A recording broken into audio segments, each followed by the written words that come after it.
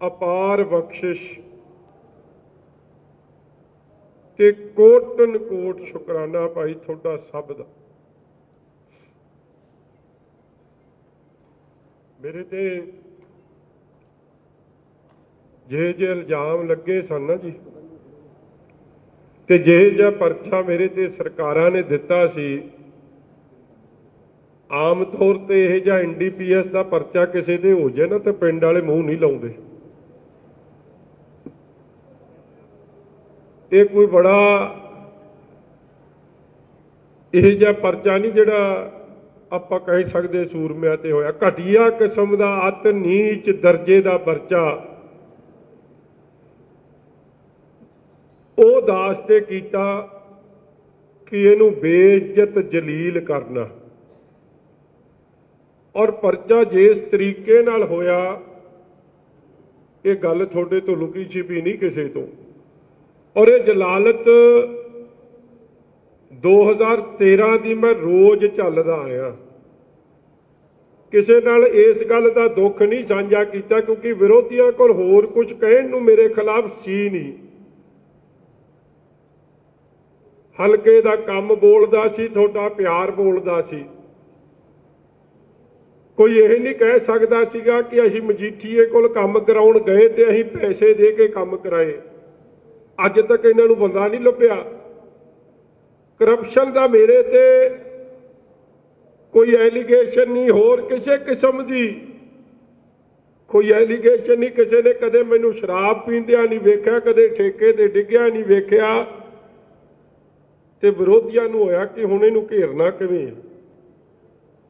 उन्हां नूं ऐ हो गया कि इहनूं जलील करो, जिहड़ा सब तो वड्डा तरीका मिलदा। और जलील करन दा तरीका मैनूं किसी एजेंसी ने, किसी कोर्ट ने अज तक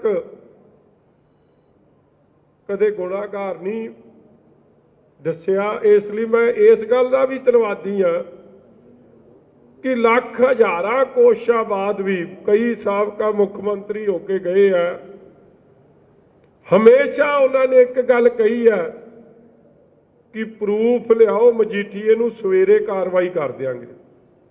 प्रूफ कोई दे के राजी नहीं क्योंकि प्रूफ है कोई नहीं, मगर गंदी राजनीति करनी है, पॉलिटिक्स करनी है। और वो पॉलिटिक्स सिर्फ इसलिए करनी है कि मजीठीए नूं जलील करना। साध संगत जी की यह जी पॉलिटिक्स का राजनीति का कोई भला होया कुछ लभदा? वेखो शायद पहली बारी इतिहास इस गल की गवाही भरदा कि कोई बंदा ना थानेदार की कुर्सी नहीं छड्डदा। मैं अज ऑन रिकॉर्ड धन्नवाद करन लग्या, भावें अफसरां नूं मुश्किल भी पैदा होगी, मगर जे मैं दिलों धन्नवाद नहीं किया तो मेरे मन च भी रंज रह जूगा कि सरकारां करके मैं दब गया। थोड़ी किरपा सदके, गुरु की सदका किरपा सदके ना मजीठीआ पहला दबिया सी, ना अज दबू, ना गां ये दबा लणगे, ये नहीं दबा सकते।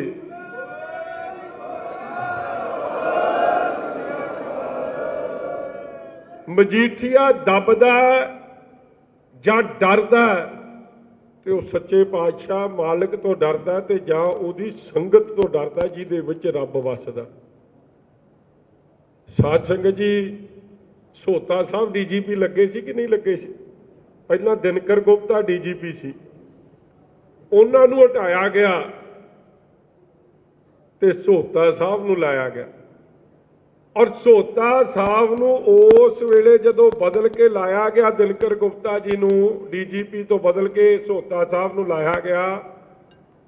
चन्नी साहब मुख्यमंत्री ये उन्होंने कहते मैं तेनू तू जूनीयर सी, तेनू मैं इसलिए लाया कि तू मेरे आखे जो मैं कहां आपदे सियासी मफाद वास्ते फायदे वास्ते तू उस गल ते पहरा देगा। साध संगत जी, मैं तो ना DGP लाउण जोगा सी ते ना किसी नूं एडवोकेट जनरल लाउण जोगा सी, मगर मैं धन्नवादी आ उस शख्स दे जद उन्होंने कहा गया ये परचा करो ते सोता साहब कहते जी मैं जी DGPशिप नहीं करके राजी, जिहदे च बेबुनियाद झूठे परचे हुण तुसीं मैनूं जी सद के सवेरे बदल दिओ ਮੈਂ ਡੀਜੀਪੀ ਰਹਿ ਕੇ ਰਾਜੀ ਨਹੀਂ। ਦੱਸੋ ਕੋਈ ਥਾਣੇਦਾਰ ਲੱਭਦਾ ਛੇਤੀ ਕਿਤੇ ਜਿਹੜੀ ਇਹ ਗੱਲ ਕਹਿ ਦੇਵੇ ਕਿ ਮੈਨੂੰ ਡੀਜੀਪੀ ਰਹਿਣ ਦਿਓ। ਕੋਈ ਕੁਰਸੀ ਨਹੀਂ ਛੱਡਦਾ ਆਪਦੀ। ਡੀਜੀਪੀ ਤੱਕ ਦੀ ਕੁਰਸੀ ਠਕਰਾਤੀ ਕਿ ਝੂਠੇ ਕੰਮ ਝੂਠੇ ਪਰਚੇ ਮੈਂ ਨਹੀਂ, ਮੈਨੂੰ ਬਦਲ ਦਿਓ। ਔਰ ਉਹੀ ਗੱਲ ਹੋਈ ਦਿਨਕਰ ਗੁਪਤਾ ਜੀ ਤੋਂ ਬਾਅਦ ਸੋਤਾ ਸਾਹਿਬ ਨੂੰ ਲਾਇਆ। ਸੋਤਾ ਸਾਹਿਬ ਨੇ ਜਦ ਇਨਕਾਰ ਕੀਤੀ ਉਹਨਾਂ ਨੂੰ ਬਦਲਿਆ ਤੇ ਸਾਧ ਸੰਗਤ ਜੀ ਲਾਇਆ ਕਿਹਨੂੰ ਗਿਆ? ਸਿਧਾਰਥ ਚੱਟੋਪਾਧਿਆ ਨੂੰ। ਸ਼ਾਇਦ ਤੁਹਾਨੂੰ ਇਸ ਗੱਲ ਦਾ ਅੰਦਾਜ਼ਾ ਨਹੀਂ, ਚੱਟੋਪਾਧਿਆ ਉਹ ਚੱਟੋਪਾਧਿਆ ਜਿਹਨੇ ਬਾਦਲ ਸਾਹਿਬ ਤੇ ਵੀ ਝੂਠਾ ਪਰਚਾ ਪਾਇਆ ਸੀ। ਅਖੀਰ 'ਚ ਕੋਰਟ ਨੇ 2004 'ਚ ਉਹਨਾਂ ਨੂੰ ਬਰੀ ਕੀਤਾ ਸੀ, ਮਗਰ ਉਹ ਪਰਚਾ ਪਾਇਆ ਕਿਹਨੇ? ਸਿਧਾਰਥ ਚੱਟੋਪਾਧਿਆ ਨੇ।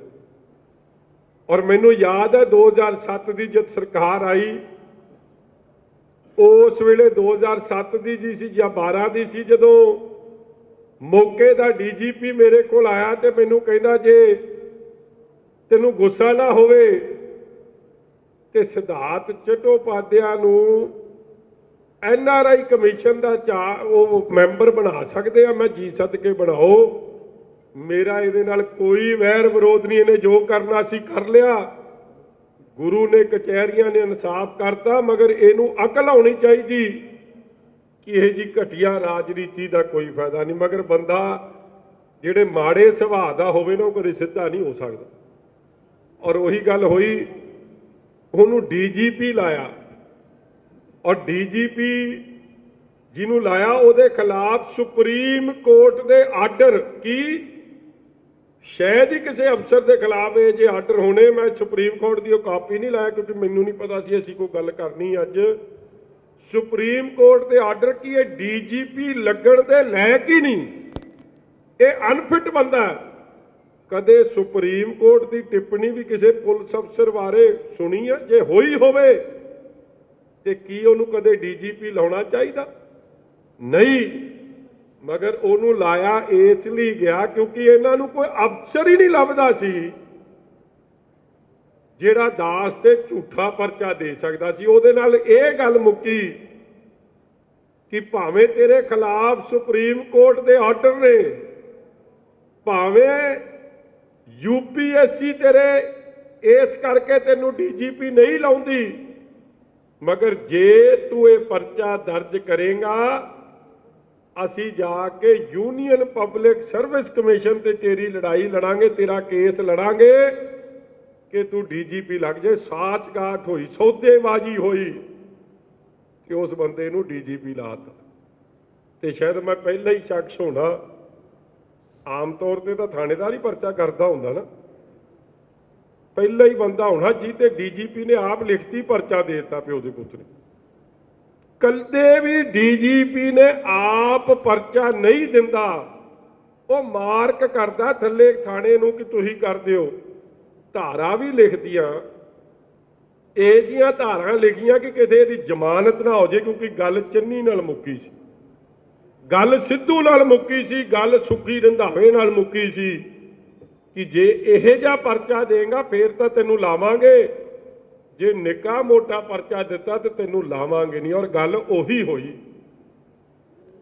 ਕਾਂਗਰਸ ਨੇ ਭਾਵੇਂ ਉਹਦੀਆਂ ਲੱਖ ਪੈਰਵਾਈ ਕੀਤੀ, ਮਗਰ ਜਦੋਂ UPSC ਤੋਂ ਪੈਨਲ ਆਇਆ ਉਹਦਾ ਨਾਂ ਉਸ ਪੈਨਲ 'ਚ ਨਹੀਂ ਸੀ, ਕਿਉਂਕਿ ਯੂਨੀਅਨ ਪਬਲਿਕ ਸਰਵਿਸ ਕਮਿਸ਼ਨ ਜਿਹੜੀ ਸਾਰੇ ਸੂਬਿਆਂ ਦੀ IPS IAS ਅਫਸਰਾਂ ਦੀ ਚੋਣ ਕਰਦੀ ਹੈ, DGP ਦੀ ਚੋਣ ਕਰਦੀ ਹੈ, ਉਹਨਾਂ ਨੇ ਕਹਿਤਾ ਨਹੀਂ ਭਾਈ ਇਹ ਬੰਦਾ ਇਸ ਪੋਸਟ ਦੇ ਲਾਇਕ ਨਹੀਂ ਹੈ। ਔਰ ਉਹ ਲੱਥ ਗਿਆ, ਮਗਰ ਲਾਥਣ ਤੋਂ ਪਹਿਲਾਂ ਕੰਮ 2-3 ਹੀ ਕਰਕੇ ਗਿਆ। ਇੱਕ ਤਾਂ ਉਹ ਪ੍ਰਧਾਨ ਮੰਤਰੀ, ਇਹ ਗੱਲ ਵੱਖਰੀ ਹੈ, ਕਈ ਕਹਿ ਦਿੰਦੇ ਜੀ ਆਪਾਂ ਨੂੰ ਕੀ ਆ ਜੀ, ਪ੍ਰਧਾਨ ਮੰਤਰੀ ਸਾਹਿਬ ਭਾਜਪਾ ਪਾਰਟੀ ਨੇ, ਗੱਲ ਇਹ ਨਹੀਂ ਕਿ ਕਿਹੜੀ ਪਾਰਟੀ ਨਾਲ ਆ। ਪ੍ਰਧਾਨ ਮੰਤਰੀ ਇੱਕ ਦੇਸ਼ ਦਾ ਅਹੁਦਾ ਜਿਵੇਂ ਮੁੱਖ ਮੰਤਰੀ ਅਹੁਦਾ, ਔਰ ਇੱਕ ਸੰਵਿਧਾਨ ਨੇ, ਉਹ ਸੰਵਿਧਾਨ 'ਚ ਬੜੀ ਗੱਲਾਂ ਸਪਸ਼ਟ ਲਿਖੀਆਂ ਨੇ ਕਿ ਚੁਣੇ ਹੋਏ, ਅੱਜ ਜਿਵੇਂ ਭਗਵੰਤ ਮਾਨ ਸਾਹਿਬ ਮੁੱਖ ਮੰਤਰੀ ਨੇ, ਉਹਨਾਂ ਦਾ ਸਤਿਕਾਰ ਹੈ ਇਸ ਗੱਲ ਦਾ, ਕਿਉਂਕਿ ਲੋਕਾਂ ਨੇ ਵੋਟਾਂ ਪਾਈਆਂ ਨੇ, ਲੋਕਤੰਤਰ 'ਚੋਂ ਬਣ ਕੇ ਆਏ ਆ। ਤੇ ਜਿਸ ਦਿਨ ਪ੍ਰਧਾਨ ਮੰਤਰੀ ਜਿਹੜਾ ਦੇਸ਼ ਦਾ ਸਭ ਤੋਂ ਸੁਰੱਖਿਅਤ ਬੰਦਾ ਹੋਵੇ, ਰਾਸ਼ਟਰਪਤੀ ਜਾਂ ਉਸ ਤੋਂ ਬਾਅਦ ਪ੍ਰਧਾਨ ਮੰਤਰੀ ਜਦੋਂ ਫਿਰੋਜ਼ਪੁਰ ਆਏ, ਜੋ ਉਹਨਾਂ ਦੀ ਸਿਕਿਉਰਿਟੀ 'ਚ ਕੰਮ ਕੀਤਾ ਉਹ ਕਿਹਨੇ ਕੀਤਾ? ਜੇ ਲੈਕ ਹੁੰਦਾ ਡੀਜੀਪੀ ਤੇ ਹੁੰਦਾ ਨਹੀਂ, ਕਿਉਂਕਿ ਡੀਜੀਪੀ ਇਸ ਜੋਗਾ ਨਹੀਂ ਸੀ। ਉਹ ਕਾਰਨਾਮੇ ਵੀ ਵਾਪਰ ਗਿਆ। ਮਤਲਬ ਕਹਿਣ ਦਾ ਭਾਵ 3 ਕਾਰਨਾਮੇ ਵਾਪਰੇ ਉਹਦੀ ਹਾਜ਼ਰੀ 'ਚ। ਇੱਕ ਮੇਰੇ ਤੇ ਪਰਚਾ, ਇੱਕ ਲੁਧਿਆਣੇ ਕੋਰਟ ਕਚਹਿਰੀ ਦਾ ਬੰਬ ਬਲਾਸਟ, ਕਦੇ ਕਚਹਿਰੀਆਂ 'ਚ ਵੀ 30 ਸਾਲ ਪਹਿਲਾਂ ਕੋਈ ਖਬਰ ਇਹ ਜੀ ਆਈ ਹੋਣੀ, ਮਗਰ ਪਿਛਲੇ 10-15 ਸਾਲਾਂ 'ਚ ਤਾਂ ਨਹੀਂ ਇਹ ਜੀ ਖਬਰ ਸੁਣੀ ਸੀ। ਉਹ ਬਲਾਸਟ ਹੋਇਆ ਤੇ ਤੀਜਾ ਪ੍ਰਧਾਨ ਮੰਤਰੀ ਦਾ ਹੋਇਆ, ਮਗਰ ਉਹ ਹੈ ਕਿੱਥੇ ਭਾਊ ਅੱਜ? ਸਾਧ ਸੰਗਤ ਜੀ, ਜਿਨ੍ਹਾਂ ਨੇ ਪਰਚਾ ਦਿੱਤਾ ਉਹ ਮੈਨੂੰ ਤਾਂ ਨਹੀਂ ਪਤਾ ਸੀਗਾ, ਮੈਂ ਤਾਂ ਅੰਦਰ ਸੀ। ਜਦੋਂ ਮੈਂ ਬਾਹਰ ਨਿਕਲ ਕੇ ਆਇਆ ਮੈਨੂੰ ਕਹਿੰਦੇ ਇੱਕ ਗੀਤ ਚੱਲਦਾ, ਤੂੰ ਸੁਣਿਆ? ਭਾਵੇਂ ਇਹ ਸਮਾਂ ਨਹੀਂ ਗੀਤ ਗੂਤ ਸੁਣਾਉਣ ਦਾ, ਨਾ ਮੈਂ ਸੁਣਾਉਣਾ ਚਾਹੁੰਦਾ, ਮਗਰ ਇਹ ਉਹ ਪਿਓ ਦਾ ਪੁੱਤ ਵੀ ਰਿਕਾਰਡ ਹੀ ਕਾਇਮ ਕਰ ਗਿਆ ਜਿਹਨੇ ਪਰਚਾ ਦਵਾਇਆ ਮੁੱਖ ਮੰਤਰੀ ਨੇ। 2 ਸੀਟਾਂ ਲੜਿਆ। ਦੇਖੋ ਕਦੇ ਵੀ ਪੰਜਾਬ ਦਾ ਰਿਕਾਰਡ ਕੱਢ ਲਿਓ, ਜਿੰਨੀ ਮੈਨੂੰ ਅਕਲ ਹੈ, ਬਾਕੀ ਇੱਥੇ ਸਿਆਣੇ ਬੰਦੇ ਮੇਰੇ ਤੋਂ ਵੱਧ ਬੜੀ ਬੈਠੇ ਆ। ਸਾਬਕਾ ਮੁੱਖ ਮੰਤਰੀ ਦਾ ਇਲੈਕਸ਼ਨ ਹਾਰਦਾ ਸੁਣਿਆ, ਸਿਟਿੰਗ ਮੁੱਖ ਮੰਤਰੀ ਕਦੇ ਇਲੈਕਸ਼ਨ ਹਾਰਦਾ ਪੰਜਾਬ 'ਚ ਨਹੀਂ ਮੈਂ ਸੁਣਿਆ। ਉੱਤਰਾਖੰਡ 'ਚ ਜ਼ਰੂਰ ਸੁਣਿਆ ਸੀ, ਕਾਰੀ ਖੰਡੂਰੀ ਸਾਹਿਬ ਜਾਂ ਪਿੱਛੇ ਆ ਜਿਹੜੇ ਹੁਣ ਆ ਕਾਂਗਰਸ ਪਾਰਟੀ ਦੇ ਇੰਚਾਰਜ ਨੇ, ਉਹ ਬਜ਼ੁਰਗ ਆਪਣੇ ਇੱਥੇ ਆ ਕੇ ਵੇਖਦੇ ਹੁੰਦੇ ਸੀ ਕੈਪਟਨ ਨੂੰ, ਜਦ ਲਾਉਣਾ ਸੀ ਉਦੋਂ ਆਉਂਦੇ ਹੁੰਦੇ ਸਨ। ਆਪਣਾ ਰਾਵਤ ਸਾਹਿਬ, ਹਰੀਸ਼ ਰਾਵਤ ਜੀ, ਉਹ ਜ਼ਰੂਰ ਹਰੇ। ਇਹ ਚੰਨੀ ਜਿਹਦੇ ਬਾਰੇ ਉਹ ਗੀਤ ਚੱਲਦਾ ਨਾ ਅੱਜ ਕੱਲ, ਛੱਲਾ ਮੁੜ ਕੇ ਨਹੀਂ ਆਇਆ, ਉਹ ਗਏ ਵੀ ਵੇਖੋ ਕਿੱਧਰ ਹੋ ਗਿਆ। ਕਿ ਤੂੰ ਪਰਚਾ ਦੇਤਾ, ਤੂੰ 2 ਸੀਟਾਂ ਲੜੀਆਂ, ਹੁਣ ਜਾ ਕੇ ਉੱਥੇ ਕੈਨੇਡਾ ਦੀ PR ਕਿਹੜੀ ਗੱਲੋਂ ਲਈ ਬੈਠੇ? ਮੁੜਿਆ ਹੁਣ। ਲੋਕ ਸਵਾਲ ਤਾਂ ਕਰਨ, ਕਹਿਣ ਦਾ ਭਾਵ ਕਿ ਇਹਨਾਂ ਪਰਚੇ ਦਾ ਤੈਨੂੰ ਲੱਭਿਆ ਕੀ? ਜਿਹੜਾ ਤੁਸੀਂ ਪਰਚਾ ਦੇਣਾ ਚਾਹਿਆ ਕਿ ਮਜੀਠੀਏ ਨੂੰ ਠੋਕਣਾ, ਠੋਕਦੇ ਉਹ ਰੱਬ ਵੀ ਬੈਠਿਆ। ਠੋਕਣ ਮੈਨੂੰ ਚੱਲੇ ਸੀ, ਠੋਕ ਸਾਰੀ ਕਾਂਗਰਸ ਹੀ ਦਿੱਤੀ ਰਲ ਮਿਲ ਕੇ, ਤਿੰਨਾਂ ਨੇ ਵੇਲੀ ਕਰ ਛੱਡੀ। ਔਰ ਜਿਹੜਾ ਦੂਜਾ ਭਾਊ ਸੀ ਆਪਣਾ ਨਵਜੋਤ ਸਿੰਘ ਸਿੱਧੂ ਸਾਹਿਬ, ਚਲੋ ਮੈਂ ਹੁਣ ਉਹਦੇ ਵਿਚਾਰੇ ਬਾਰੇ ਮਾੜਾ ਕੀ ਕਹਿਣਾ, ਮੈਂ ਤਾਂ ਉਹਦਾ ਵੀ ਭਲਾ ਮੰਗਦਾ। ਉਹ ਕੀ ਕਹਿੰਦਾ ਸੀ? ਕਹਿੰਦਾ ਹਾਂ ਮੈਂ DGP ਲਵਾਇਆ, ਮੈਂ ਐਡਵੋਕੇਟ ਜਨਰਲ ਲਵਾਇਆ, ਮੈਂ ਮਜੀਠੀਏ ਤੇ ਪਰਚਾ ਕਰਾਇਆ। ਇਹ ਸਿੱਧੂ ਸਾਹਿਬ ਲੱਭਿਆ ਕਿ ਵਿਹਲੇ ਹੋ ਕੇ ਉਸੇ ਸੈੱਲ ਦੇ ਨਾਲ ਵਾਲੀ ਸੈੱਲ ਨਾਲ ਕੰਧ ਨਾਲ ਟੱਕਰਾਂ ਮਾਰਦੇ ਫਿਰਦੇ ਸੀ। ਤੇ ਕਰੀ ਤਾਂ ਭਾਵੇਂ ਸਾਰਾ ਜਾਦੂ ਟੂਣਾ ਸੀ ਸਾਰੇ ਟੱਬਰ ਨੇ ਕਿ ਮਜੀਠੀਆ, ਮੈਂ ਮਜੀਠੀਏ ਨੂੰ ਚੈਲੰਜ ਦੇਣਾ, ਦੇ ਕੇ ਲੈ ਲਿਆ ਸਵਾਲ ਚੈਲੰਜ ਦੇ ਕੇ ਮਜੀਠੀਏ ਨੂੰ। ਫਿਰ ਆ ਮੇਰੇ ਤਾਂ ਤੁਹਾਡਾ ਧੰਨਵਾਦ ਆ ਮੇਰਾ ਤਾਂ 2 ਫਾਇਦੇ ਕਰਤੇ। ਇਹ ਤਾਂ ਮੈਨੂੰ ਵੋਟ ਪਾਉਣ ਨਹੀਂ ਆਉਂਦੀ ਸੀ, ਨਹੀਂ ਆਉਂਦੀ ਸੀ ਨਾ, ਕੋਈ ਲੋਕੀ ਮਜ਼ਾਕ ਹੀ ਸਮਝਦੇ ਕਿਥੇ ਕੀ ਵੋਟ ਪਾਉਣ ਆਉਂਦੀ ਸੀ ਵਿਚਾਰੀ, ਇਹਨੂੰ ਤਾਂ ਕਸ਼ਟ ਹੀ ਨਹੀਂ ਕਦੇ ਦਿੱਤਾ। ਐਤਕੀ ਜਦੋਂ ਵੋਟ ਪਾਉਣੀ ਸੀ ਤੇ ਮੈਂ ਕਿਹਾ ਭਾਗਵਾਨ ਨੇ ਆਪਣੀ ਵੋਟ ਕਿੱਥੇ? ਕਹਿੰਦੀ ਉਹ ਤਾਂ ਸੰਗਰੂਰ 'ਚ ਹੈ। ਮੈਂ ਤੋਂ ਪਹਿਲੀ ਹੋਣੀ ਜਿਹਦੀ ਵੋਟ ਸੰਗਰੂਰ 'ਚ ਹੋਵੇ ਤੇ MLA ਮਜੀਠੇ ਵਾਲਿਆਂ ਨੇ ਬਣਾ ਛੱਡਣਾ। ਤੇ ਮੈਂ ਉਹ ਬੇਨਤੀ ਕਰਦਾ ਕਿ ਵੇਖੋ ਰੱਬ ਦੇ ਰੰਗ, ਔਰ ਤੁਹਾਡਾ ਕਿੱਡਾ ਕਿ ਮੈਂ ਆਪ ਦਾ ਬੈਠੇ ਅੰਦਰ ਜਦੋਂ ਨਤਮਸਤਕ ਹੋ ਰਹੇ ਸੀ, ਸਿਆਲਕਾ ਸਾਹਿਬ ਨੇ ਵੀ ਥੋੜੀ ਜੀ ਗੱਲ ਕੀਤੀ। ਚਲੋ ਮੈਂ ਇਸ ਗੱਲ ਤੇ ਬਾਅਦ 'ਚ ਆਉਣਾ, ਪਹਿਲਾਂ ਮੈਂ ਉਹਦੀ ਗੱਲ ਮੁਕਾ ਦਿਆਂ ਜਿਹਨੇ ਪਰਚਾ ਦਿੱਤਾ। ਰੱਬ ਦੇ ਰੰਗ ਵੇਖੋ, ਨਾ ਤਾਂ ਆਪਾਂ AG ਲਵਾਉਣ ਜੋਗੇ, ਆਪਾਂ ਤਾਂ ਨਹੀਂ ਐਡਵੋਕੇਟ ਜਨਰਲ ਲਵਾਉਣ ਦੀ ਸਥਿਤੀ ਸੀ, ਨਾ DGP ਲਵਾਉਣ ਦੀ ਸਥਿਤੀ 'ਚ ਸੀ, ਤੇ ਨਾ ਪਰਚਾ ਦਿਵਾਉਣ ਦੀ ਸਥਿਤੀ 'ਚ ਸੀ। ਹਾਂ ਮਗਰ ਇਹ ਜ਼ਰੂਰ ਹੈ ਕਿ ਭਾਵੇਂ ਦਾਸ ਆਪ ਹੈ ਤੇ ਭਾਵੇਂ ਦਾਸ ਦੇ ਸਪੋਰਟਰ ਨੇ, ਉਹ ਗੁਰੂ ਘਰ ਦੇ ਸ਼ਰਧਾਲੂ, ਗੁਰੂ ਘਰ ਦੇ ਕੂਕਰ, ਗੁਰੂ ਘਰ ਦੇ ਝਾੜੂ ਬਰਦਾਰ ਜ਼ਰੂਰ ਹੈ। ਔਰ ਮੈਂ ਸਮਝਦਾ ਤੁਸੀਂ ਸਭ ਨੇ ਕਿਤੇ ਨਾ ਕਿਤੇ ਅਰਦਾਸ ਕੀਤੀ ਹੋਣੀ ਕਿ ਯਾਰ ਇਹ ਬੜੀ ਬੇਇਨਸਾਫੀ ਹੈ, ਇਹ ਧੱਕਾ। ਰੱਬ ਦੇ ਰੰਗ ਵੇਖੋ, ਫਿਰ 32 ਸਾਲ ਬਾਅਦ ਉੱਥੇ ਹੀ ਆ ਕੇ ਡਿੱਗਿਆ ਜਿੱਥੇ ਮਜੀਠੀਏ ਨੂੰ ਘੱਲਿਆ ਸੀ। ਤੇ ਭਾਵੇਂ ਸਕੀਮ ਤਾਂ ਪ੍ਰਭ ਦਿਆਲ, ਉਸ ਦਿਨ ਵੱਡੀ ਲੜਾਈ ਸੀ। ਇਹਨੇ 18 ਤਰੀਕ ਨੂੰ ਜਿਸ ਦਿਨ ਫੈਸਲਾ ਸੀ ਨਾ, ਜਿੱਥੇ ਉਹ ਬੰਦੇ ਨੂੰ ਇਹਨੇ ਮਾਰਿਆ, ਉਸੇ ਚੌਂਕ ਤੇ ਜਾ ਕੇ ਹਾਥੀ ਤੇ ਚੜਿਆ ਸੀ। ਜਿਹੜੇ ਜਾਦੂ ਟੂਨਾ ਕਰਦੇ ਨਾ ਉਹਨਾਂ ਨੂੰ ਪਤਾ, ਤੁਹਾਨੂੰ ਐ ਨਹੀਂ ਪਤਾ ਹੋਣਾ, ਕਿਸੇ ਨੇ ਦੱਸਤਾ ਕਿ ਜੇ ਉਸੇ ਥਾਂ ਤੇ ਹਾਥੀ ਤੇ ਚੜੇਗਾ ਤੇ ਹਾਥੀ ਦੀ ਸਵਾਰੀ ਕਰਨ ਨਾਲ ਤੂੰ ਬਚ ਜਾਏਗਾ। ਪਤਾ ਨਹੀਂ ਹਾਥੀ ਹੁਣ ਚੜਨਾ ਹਾਥੀ ਤੇ ਸੀ, ਇਹ ਹਾਥੀ ਇਹ ਤੇ ਚੜ ਗਿਆ, ਮੈਨੂੰ ਲੱਗਦਾ ਜਿਹੜਾ ਲਿਆ ਕੇ ਮੇਰੇ ਕੋਲ ਸਿੱਟ ਗਿਆ। ਔਰ ਜਿੱਦਣ ਦਾ ਦਾਸ ਗਿਆ ਨਾ ਜੀ, ਮੈਨੂੰ ਕਈ ਪੁੱਛਦੇ ਆ, ਕਈ ਮੇਰੇ ਨਾਲ, ਚਲੋ ਤੁਹਾਡੀ ਭਾਵਨਾ ਮੈਂ ਉਹਦਾ ਸਤਿਕਾਰ ਕਰਦਾ, ਕਈ ਮੇਰੇ ਨਾਲ ਦੁੱਖ ਵੀ ਸਾਂਝਾ ਕਰਦੇ ਆ ਕਿ ਐਵੇਂ ਸਾਡਾ ਮੁੰਡਾ ਚੰਗਾ ਜਾਂ ਮੁੰਡਾ ਇਹਨੂੰ ਜੇਲ੍ਹ ਦਾ ਵਿਖਾਤਾ, ਤੇ ਮੇਰੇ ਨਾਲ ਦੁੱਖ ਸਾਂਝਾ ਕਰਦੇ। ਮਾੜੀ ਹੋਈ, ਉਹ ਭਾਈ ਮਾੜੀ ਕਿਉਂ ਹੋਈ? ਚੰਗੀ ਹੋਈ। ਜਿਹੜਾ ਗੁਰੂ ਦਾ ਸਿੱਖ ਹੈ ਨਾ, ਚੜ੍ਹਦੀ ਕਲਾ 'ਚ ਰਹਿਣ ਵਾਲਾ, ਇਹਦੇ ਨਾਲ ਮਾੜੀ ਨਹੀਂ ਹੁੰਦੀ। ਹਰ ਚੀਜ਼ 'ਚ ਕੁਛ ਨਾ ਕੁਛ ਸਿੱਖਣ ਨੂੰ ਮਿਲਦਾ। ਔਰ ਮੇਰੇ ਲਈ ਚੰਗੀ ਦੱਸਾਂ ਕਿਉਂ ਹੋਈ?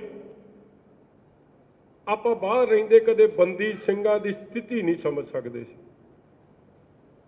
ਜੋ ਜਾ ਕੇ ਜਦ ਮੈਂ ਬੰਦੀ ਸਿੰਘਾਂ ਦੇ, ਜੋ ਭਾਈ ਬਲਵੰਤ ਸਿੰਘ ਰਾਜੋਆਣਾ ਸਾਹਿਬ ਨੂੰ ਜਦ ਮੈਂ ਨੇੜੇ ਜਾ ਕੇ ਜਦ ਧੱਕਿਆ, ਮਹਿਸੂਸ ਕੀਤਾ, ਉਹਨਾਂ ਦੇ ਵਿਚਾਰ ਸੁਣੇ ਆ, ਜੇ ਮੈਂ ਤੁਹਾਨੂੰ ਦੱਸਣ ਲੱਗ ਗਿਆ ਨਾ, ਤੁਹਾਡੇ 'ਚ ਕੋਈ ਇਹ ਜਿਹਾ ਨਹੀਂ ਹੋਊਗਾ। ਜਿਵੇਂ ਤੁਸੀਂ ਮੇਰੇ ਲਈ ਅਰਦਾਸ ਕੀਤੀ ਹੈ ਨਾ, ਸਾਰਾ ਪੰਜਾਬ ਕੀ ਰੱਬ 'ਚ ਵਿਸ਼ਵਾਸ ਰੱਖਣ ਵਾਲਾ ਕੋਈ ਨਾ। ਬੀਬੀ ਜੀ ਕਾਲੇ ਨਾ ਪਾਓ, ਬੀਬੀ ਜੀ ਬਹਿ ਜਾਓ ਤੁਸੀਂ 2 ਮਿੰਟ ਨਾ, ਕੋਈ ਨਾ, ਇੱਕ ਤਾਂ ਆਉਂਦੇ ਮਗਰੋਂ ਜਾਂਦੇ ਪਹਿਲਾਂ ਨੇ।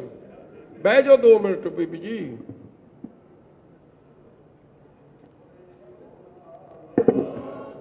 ਧੰਨਵਾਦ, ਧੰਨਵਾਦ। ਸ਼ਾਇਦ ਕੋਈ ਮਹਿਸੂਸ ਨਹੀਂ ਕਰ ਸਕਦਾ। ਸਾਧ ਸੰਗਤ ਜੀ ਦੱਸੋ ਕਿੰਨੇ ਹੋਣੇ ਆਪਣੇ ਚੋਂ ਭਾਈ ਬਲਵੰਤ ਸਿੰਘ ਰਾਜੋਆਣਾ ਸਾਹਿਬ ਨੇ ਜੇ ਏਡਾ ਕਦਮ ਚੁੱਕਿਆ, ਤੇ ਕੀ ਉਹਨਾਂ ਦਾ ਕੋਈ ਪਰਸਨਲ ਮੁੱਦਾ ਸੀ ਕਿਸੇ ਨਾਲ? ਕੀ ਉਹਨਾਂ ਦੀ ਕੋਈ ਉਹ ਤਾਂ ਪੰਜਾਬ ਪੁਲਿਸ ਦੀ ਨੌਕਰੀ ਕਰਦੇ ਸਨ, ਕੋਈ ਪਰਸਨਲ ਤਾਂ ਉਹਨਾਂ ਦਾ ਕੋਈ ਰੌਲਾ ਹੀ ਨਹੀਂ ਸੀ। ਮਸਲਾ ਖੜਾ ਕਿੱਥੋਂ ਹੋਇਆ? ਮੈਨੂੰ ਉਹਨਾਂ ਨੇ ਗੱਲ ਸੁਣਾਈ, ਕਹਿੰਦੇ ਮੈਂ 11 ਸਾਲ ਦਾ ਸੀ, ਔਰ ਕਹਿੰਦੇ ਹਰ ਸਾਲ ਜਿਵੇਂ ਆਪਾਂ ਸਾਰੀ ਕਰਦੇ, ਜਦੋਂ ਵਾਢੀ ਆਉਂਦੀ ਹੈ, ਹਰਿਮੰਦਰ ਸਾਹਿਬ ਜਾ ਕੇ ਨਤਮਸਤਕ ਹੁੰਦੇ ਕਿ ਨਹੀਂ ਹੁੰਦੇ? ਜਾ ਕੇ ਅਰਦਾਸ ਕਰਦੇ ਕਿ ਨਹੀਂ ਕਰਦੇ? ਸੱਚੇ ਪਾਤਸ਼ਾਹ ਫਸਲ ਚੰਗੀ ਹੋਵੇ, ਝਾੜ ਵਧੀਆ ਨਿਕਲੇ, ਘਰ 'ਚ ਸੁੱਖ ਆਵੇ, 9 ਨਦੀਆਂ 18 ਸਿੱਧੀਆਂ, ਜੋ ਇੱਕ ਦੁਨਿਆਵੀ ਜੀ ਮੰਗਦਾ, ਉਹ ਸਾਰੀ ਗੱਲਾਂ ਹੀ ਆਪਾਂ ਮੰਗਦੇ ਆ। ਉਸੇ ਤਰ੍ਹਾਂ ਜਾ ਕੇ ਰਾਜੋਆਣਾ ਸਾਹਿਬ ਨੇ ਜਦੋਂ ਗਏ, ਉਸ 84 ਦਾ ਕਹਿੰਦੇ ਦ੍ਰਿਸ਼ ਜਦ ਮੈਂ ਦੇਖਿਆ, ਮੈਂ 11 ਸਾਲ ਦਾ ਸੀ, ਔਰ ਮੈਂ ਜਾ ਕੇ ਜਦ ਹਾਲ ਵੇਖਿਆ, ਜੋ ਦਰਬਾਰ ਸਾਹਿਬ 'ਚ ਹਰਿਮੰਦਰ ਸਾਹਿਬ ਦਾ, ਅਕਾਲ ਤਖਤ ਸਾਹਿਬ ਦਾ ਜੋ ਉੱਥੇ ਹਾਲਾਤ ਬਣੇ ਸਨ, ਕਹਿੰਦੇ ਮੈਂ ਇੱਕ ਜਿਵੇਂ ਸਿੱਧਾ ਸਾਦਾ ਜਿਹਾ ਕੋਈ ਨੌਜਵਾਨ ਬੱਚਾ ਹੁੰਦਾ, ਉਹਨੇ ਅਰਦਾਸ ਕਰਤੀ ਕਿ ਸੱਚੇ ਪਾਤਸ਼ਾਹ ਜੇ ਮੇਰੇ ਲਈ ਕੋਈ ਸੇਵਾ ਹੋਵੇ, ਜਿਨ੍ਹਾਂ ਨੇ ਏਡੀ ਹਨੇਰਗਰਦੀ ਕੀਤੀ ਹੈ, ਤੇ ਜੇ ਤੁਸੀਂ ਮੈਨੂੰ ਇਸ ਯੋਗ ਸਮਝਦੇ ਹੋਏ ਤੇ ਮੇਰੇ ਤੇ ਕਿਰਪਾ ਜ਼ਰੂਰ ਕਰਿਓ। ਜਿਹੜੀ ਸਰਕਾਰਾਂ ਇਨਸਾਫ ਨਹੀਂ ਦੇ ਰਹੀਆਂ, ਜਿੱਥੋਂ ਜਾ ਕੇ ਇਹ ਜਿਸ ਦਰ ਤੋਂ ਆ ਕੇ ਲੋਕ ਝੋਲੀਆਂ ਭਰ ਕੇ ਜਾਂਦੇ ਆ, ਜਿਸ ਦਰ ਤੋਂ ਆ ਕੇ ਲੋਕ ਪੁੱਤਰਾਂ ਦੀਆਂ ਧੀਆਂ ਦੀਆਂ ਸੁੱਖ ਮੰਗਦੇ ਨੇ, ਜਿਸ ਦਰ ਤੇ ਆ ਕੇ ਲੋਕ ਆਪਣੀ ਜ਼ਿੰਦਗੀ ਲੋਕ ਸੁਖੀਏ ਪਰ ਲੋਕ ਸੁਹੇਲੇ ਕਰਦੇ ਨੇ, ਉਸ ਦਰ ਦਾ ਅੱਜ ਟੈਂਕਾਂ, ਤੋਪਾਂ, ਗੋਲੀਆਂ ਨਾਲ ਜੋ ਹਾਲ ਹੋਇਆ, ਗੁਰੂ ਸਮਤ ਬਖਸ਼ੋ, ਮੈਨੂੰ ਬਲ ਬਖਸ਼ੋ ਕਿ ਮੈਂ ਵੀ ਕੌਮ ਖਾਤਰ ਦੇ, ਇਹ ਪੰਥ ਖਾਤਰ ਆਪ ਦੀ ਕੋਈ ਸੇਵਾ ਨਿਭਾ ਸਕਿਆ। ਕਹਿੰਦਾ ਮੈਂ ਅਰਦਾਸ ਕੀਤੀ ਤੇ ਮੈਂ ਚਲੇ ਗਿਆ। ਔਰ ਇਹ 11 ਸਾਲ ਦੀ ਉਮਰ ਦੀ ਗੱਲ, ਕਹਿੰਦੇ ਮੁੜ ਕੇ ਮੈਂ ਪੰਜਾਬ ਪੁਲਿਸ 'ਚ ਭਰਤੀ ਹੋ ਗਿਆ। ਮਤਲਬ ਜਿਵੇਂ ਬੰਦਾ ਗੱਲ ਕਹਿ ਕੇ ਭਾਵੁਕ ਹੋ ਕੇ ਰੱਬ ਦੇ ਚਰਨਾਂ 'ਚ ਕਹਿ ਤਾਂ ਜਾਂਦਾ, ਕਹਿੰਦਾ ਮਗਰ ਮੈਂ ਮੁੜ ਕੇ ਕੋਈ ਸਕੀਮ ਨਹੀਂ ਬਣਾਈ, ਕੋਈ ਜੋੜ ਤੋੜ ਨਹੀਂ ਕੀਤਾ, ਜਾ ਕੇ ਪੁਲਿਸ ਦਾ ਟੈਸਟ ਦਿੱਤਾ, ਜਿਵੇਂ ਹਜ਼ਾਰਾਂ ਹੀ ਬੱਚੇ ਬੱਚੀਆਂ ਜਾ ਕੇ ਆਪਣੇ ਪਿੰਡਾਂ 'ਚੋਂ ਦਿੰਦੇ ਆ। ਮੈਂ ਭਰਤੀ ਹੋ ਗਿਆ। ਜਗਬਾਣੀ ਅਖਬਾਰ ਦੇ ਅਦਾਰੇ ਦੇ ਇੱਕ ਪੱਤਰਕਾਰ ਦਾ ਪਟਿਆਲੇ 'ਚ ਮੈਂ ਗਨਮੈਨ ਲੱਗਿਆ, ਤੇ ਮੈਂ ਉਹਦੀ ਹਿਫਾਜ਼ਤ ਕੀਤੀ ਜਦੋਂ ਉੱਤੇ ਅਟੈਕ ਹੋਇਆ। ਔਰ ਕਹਿੰਦਾ ਉੱਥੇ ਮੈਂ ਜਿੱਥੇ ਪੰਜਾਬੀ ਇਤਿਹਾਸ ਦੀਆਂ ਕਿਤਾਬਾਂ ਉੱਥੇ ਪੜ੍ਹਦਾ ਸਾਂ, ਕਹਿੰਦਾ ਇੱਕ ਦਿਨ ਹਾਲਾਤ ਬਣੇ ਜਦ ਮੈਂ ਆਪ ਦੀ ਖੇਡ ਮੈਦਾਨ 'ਚ ਖੇਡ ਲਾ ਰਿਹਾ ਸੀ, ਤੇ ਗੱਲ ਹੋ ਗਈ ਕਿ ਸਾਨੂੰ ਇਨਸਾਫ ਨਹੀਂ ਮਿਲਣਾ 84 ਦਾ, ਕਿ ਸਾਨੂੰ ਦਿੱਲੀ 'ਚ ਜੋ ਕਤਲੇਆਮ ਹੋਏ ਉਹਦਾ ਇਨਸਾਫ ਨਹੀਂ ਮਿਲਣਾ। ਜੇ ਉਹ ਰੋਜ਼ ਸਰਦਾਰ ਬੇਅੰਤ ਸਿੰਘ ਦੇ ਰਾਜ 'ਚ ਜੋ ਬੱਚੇ ਬੱਚੀਆਂ ਦਾ ਹਰ ਘਰ 'ਚ ਜਦੋਂ ਜਾ ਕੇ ਕਈ ਠੀਕ ਹੈ, ਕਿ ਉਹਦੇ ਬਾਰੇ ਅੱਜ ਫੇਰ ਕਿੰਤੂ ਪਰੰਤੂ ਚੱਲੂ ਕਿ ਮਜੀਠੀਏ ਨੇ ਗੱਲ ਕੀਤੀ। ਮੈਂ ਉਹਦੀ ਭਾਵਨਾ ਦੱਸਦਾ, ਔਰ ਉਹੀ ਭਾਵਨਾ ਥੋੜੀ ਸੀ ਜਦੋਂ 92 ਤੋਂ 97 ਦੇ ਵਿੱਚ ਆ ਕੇ ਆਪਣੇ ਘਰਾਂ 'ਚ ਪੁਲਿਸ ਜਿਹਨੂੰ ਮਰਜ਼ੀ ਫੜ ਕੇ ਲੈ ਜਾਂਦੀ ਸੀ ਤੇ ਮੁੜ ਕੇ ਪਤਾ ਲੱਗਦਾ ਸੀ ਕਿ ਫਲਾਣੀ ਨਹਿਰ 'ਚੋਂ ਕਾਕਾ ਲੱਭਿਆ ਜਾਂ ਫਲਾਣੇ ਨਹਿਰ 'ਚ ਸਾਰੇ ਦਾ ਸਾਰਾ ਪਰਿਵਾਰ ਰੋੜਤਾ। ਕਹਿੰਦੇ ਜਦ ਉਹ ਹਾਲਾਤ ਤੇ ਕੋਈ ਇਨਸਾਫ ਨਹੀਂ, ਕਹਿੰਦੇ ਅਸੀਂ ਮਨ ਬਣਾ ਲਿਆ ਕਿ ਅਸੀਂ ਕੋਈ ਬੇਅੰਤ ਸਿੰਘ ਦੇ ਪਰਿਵਾਰ ਦੇ ਖਿਲਾਫ ਨਹੀਂ ਸੀ, ਅਸੀਂ ਉਸ ਜਮਾਤ ਦੇ ਖਿਲਾਫ ਹੋ ਗਏ ਜਿਹਨੇ ਅਕਾਲ ਤਖਤ ਸਾਹਿਬ ਢਹਿ ਢੇਰੀ ਕੀਤਾ, ਜਿਨ੍ਹਾਂ ਨੇ 84 ਦੇ ਕਤਲੇਆਮ ਜੈਨੋਸਾਈਡ ਕਰਾਏ, ਨਸਲਕੁਸ਼ੀ ਕੀਤੀ ਤੇ ਫੌਜ ਨੂੰ ਆਉਣ ਤੋਂ ਰੋਕਿਆ। ਅਸੀਂ ਉਸ ਜਮਾਤ ਦੇ ਖਿਲਾਫ ਹੋ ਗਏ ਜਿਨ੍ਹਾਂ ਨੇ ਪੰਜਾਬ 'ਚ ਖੂਨ ਦੀਆਂ ਨਦੀਆਂ ਵਗਾਤੀਆਂ। ਕਹਿੰਦੇ ਅਸੀਂ ਆਪ ਦਾ ਜੋ ਕਰਨਾ ਸੀ ਕਰਤਾ। ਫਿਰ ਸਾਧ ਸੰਗਤ ਜੀ ਅਗਲੇ ਹੁਣ ਮੈਂ ਮੋਟੀ ਗੱਲ ਨਹੀਂ, ਕਿਉਂਕਿ ਲੰਮੀ ਚੌੜੀ ਕਹਾਣੀ ਹੈ, ਇਹ ਬੜਾ ਕੁਛ ਅੱਜ ਹੀ ਚੱਲ ਪੈਣਾ। ਮੈਂ ਕਿਸੇ ਵਿਹਲੇ ਟਾਈਮ ਪ੍ਰੈਸ ਵਾਲਿਆਂ ਨਾਲ ਸਾਰੀ ਗੱਲ ਕਰੂੰਗਾ। ਉਹਨਾਂ ਨੇ ਕਹਿੰਦੇ ਫਿਰ ਜਦੋਂ ਸਾਰਾ ਕੁਝ ਹੋ ਗਿਆ, ਆਮ ਤੌਰ ਤੇ ਆਪਾਂ ਕੋਰਟ 'ਚ ਜਾ ਕੇ ਕੀ ਕਹਿੰਦੇ ਆ ਕਿ ਮੈਂ ਬੇਕਸੂਰ ਹਾਂ ਜੀ, ਮੈਂ ਨਹੀਂ ਕੋਈ ਗਲਤੀ ਕੀਤੀ। ਸਾਹਿਬ ਬਲਵੰਤ ਸਿੰਘ ਰਾਜੋਆਣਾ ਸਾਹਿਬ ਨੇ ਜਾ ਕੇ ਕੀ ਕਿਹਾ ਕੋਰਟ 'ਚ?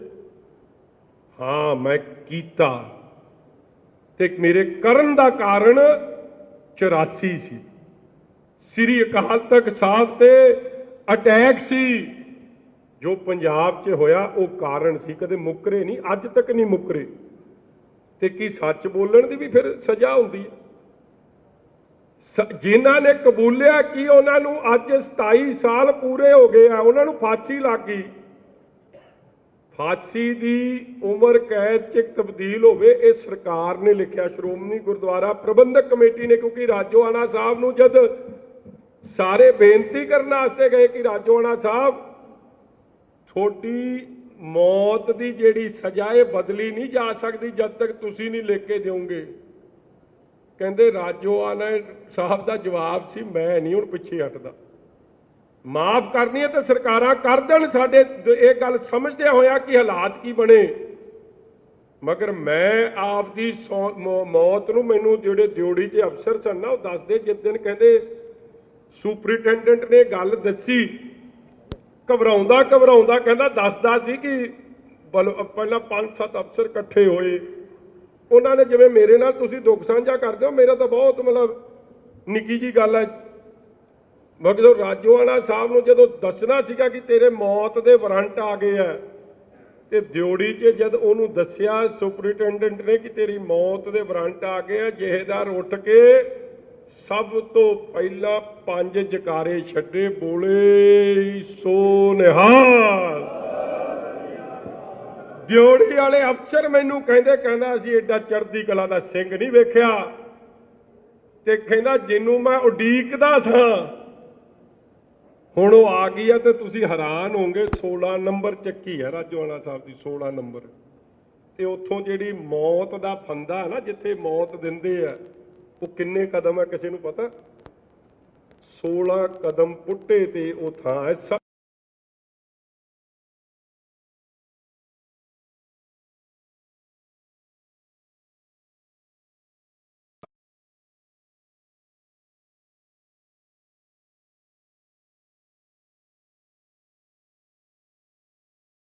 ਮੈਨੂੰ ਇਸ ਲਾਇਕ ਸਮਝਿਆ ਕਿ ਮੈਂ ਆ ਕੇ ਆਪ ਦੀ ਜ਼ਿੰਮੇਵਾਰੀ ਨਿਭਾ ਸਕਾਂ। ਔਰ ਸਾਥ ਜੀ ਮੈਂ ਜੇਲ੍ਹ 'ਚ ਰਹਿ ਕੇ ਆਇਆ, ਰਹੇ ਤੁਹਾਡੇ 'ਚੋਂ ਵੀ ਕਈ ਹੋਣੇ।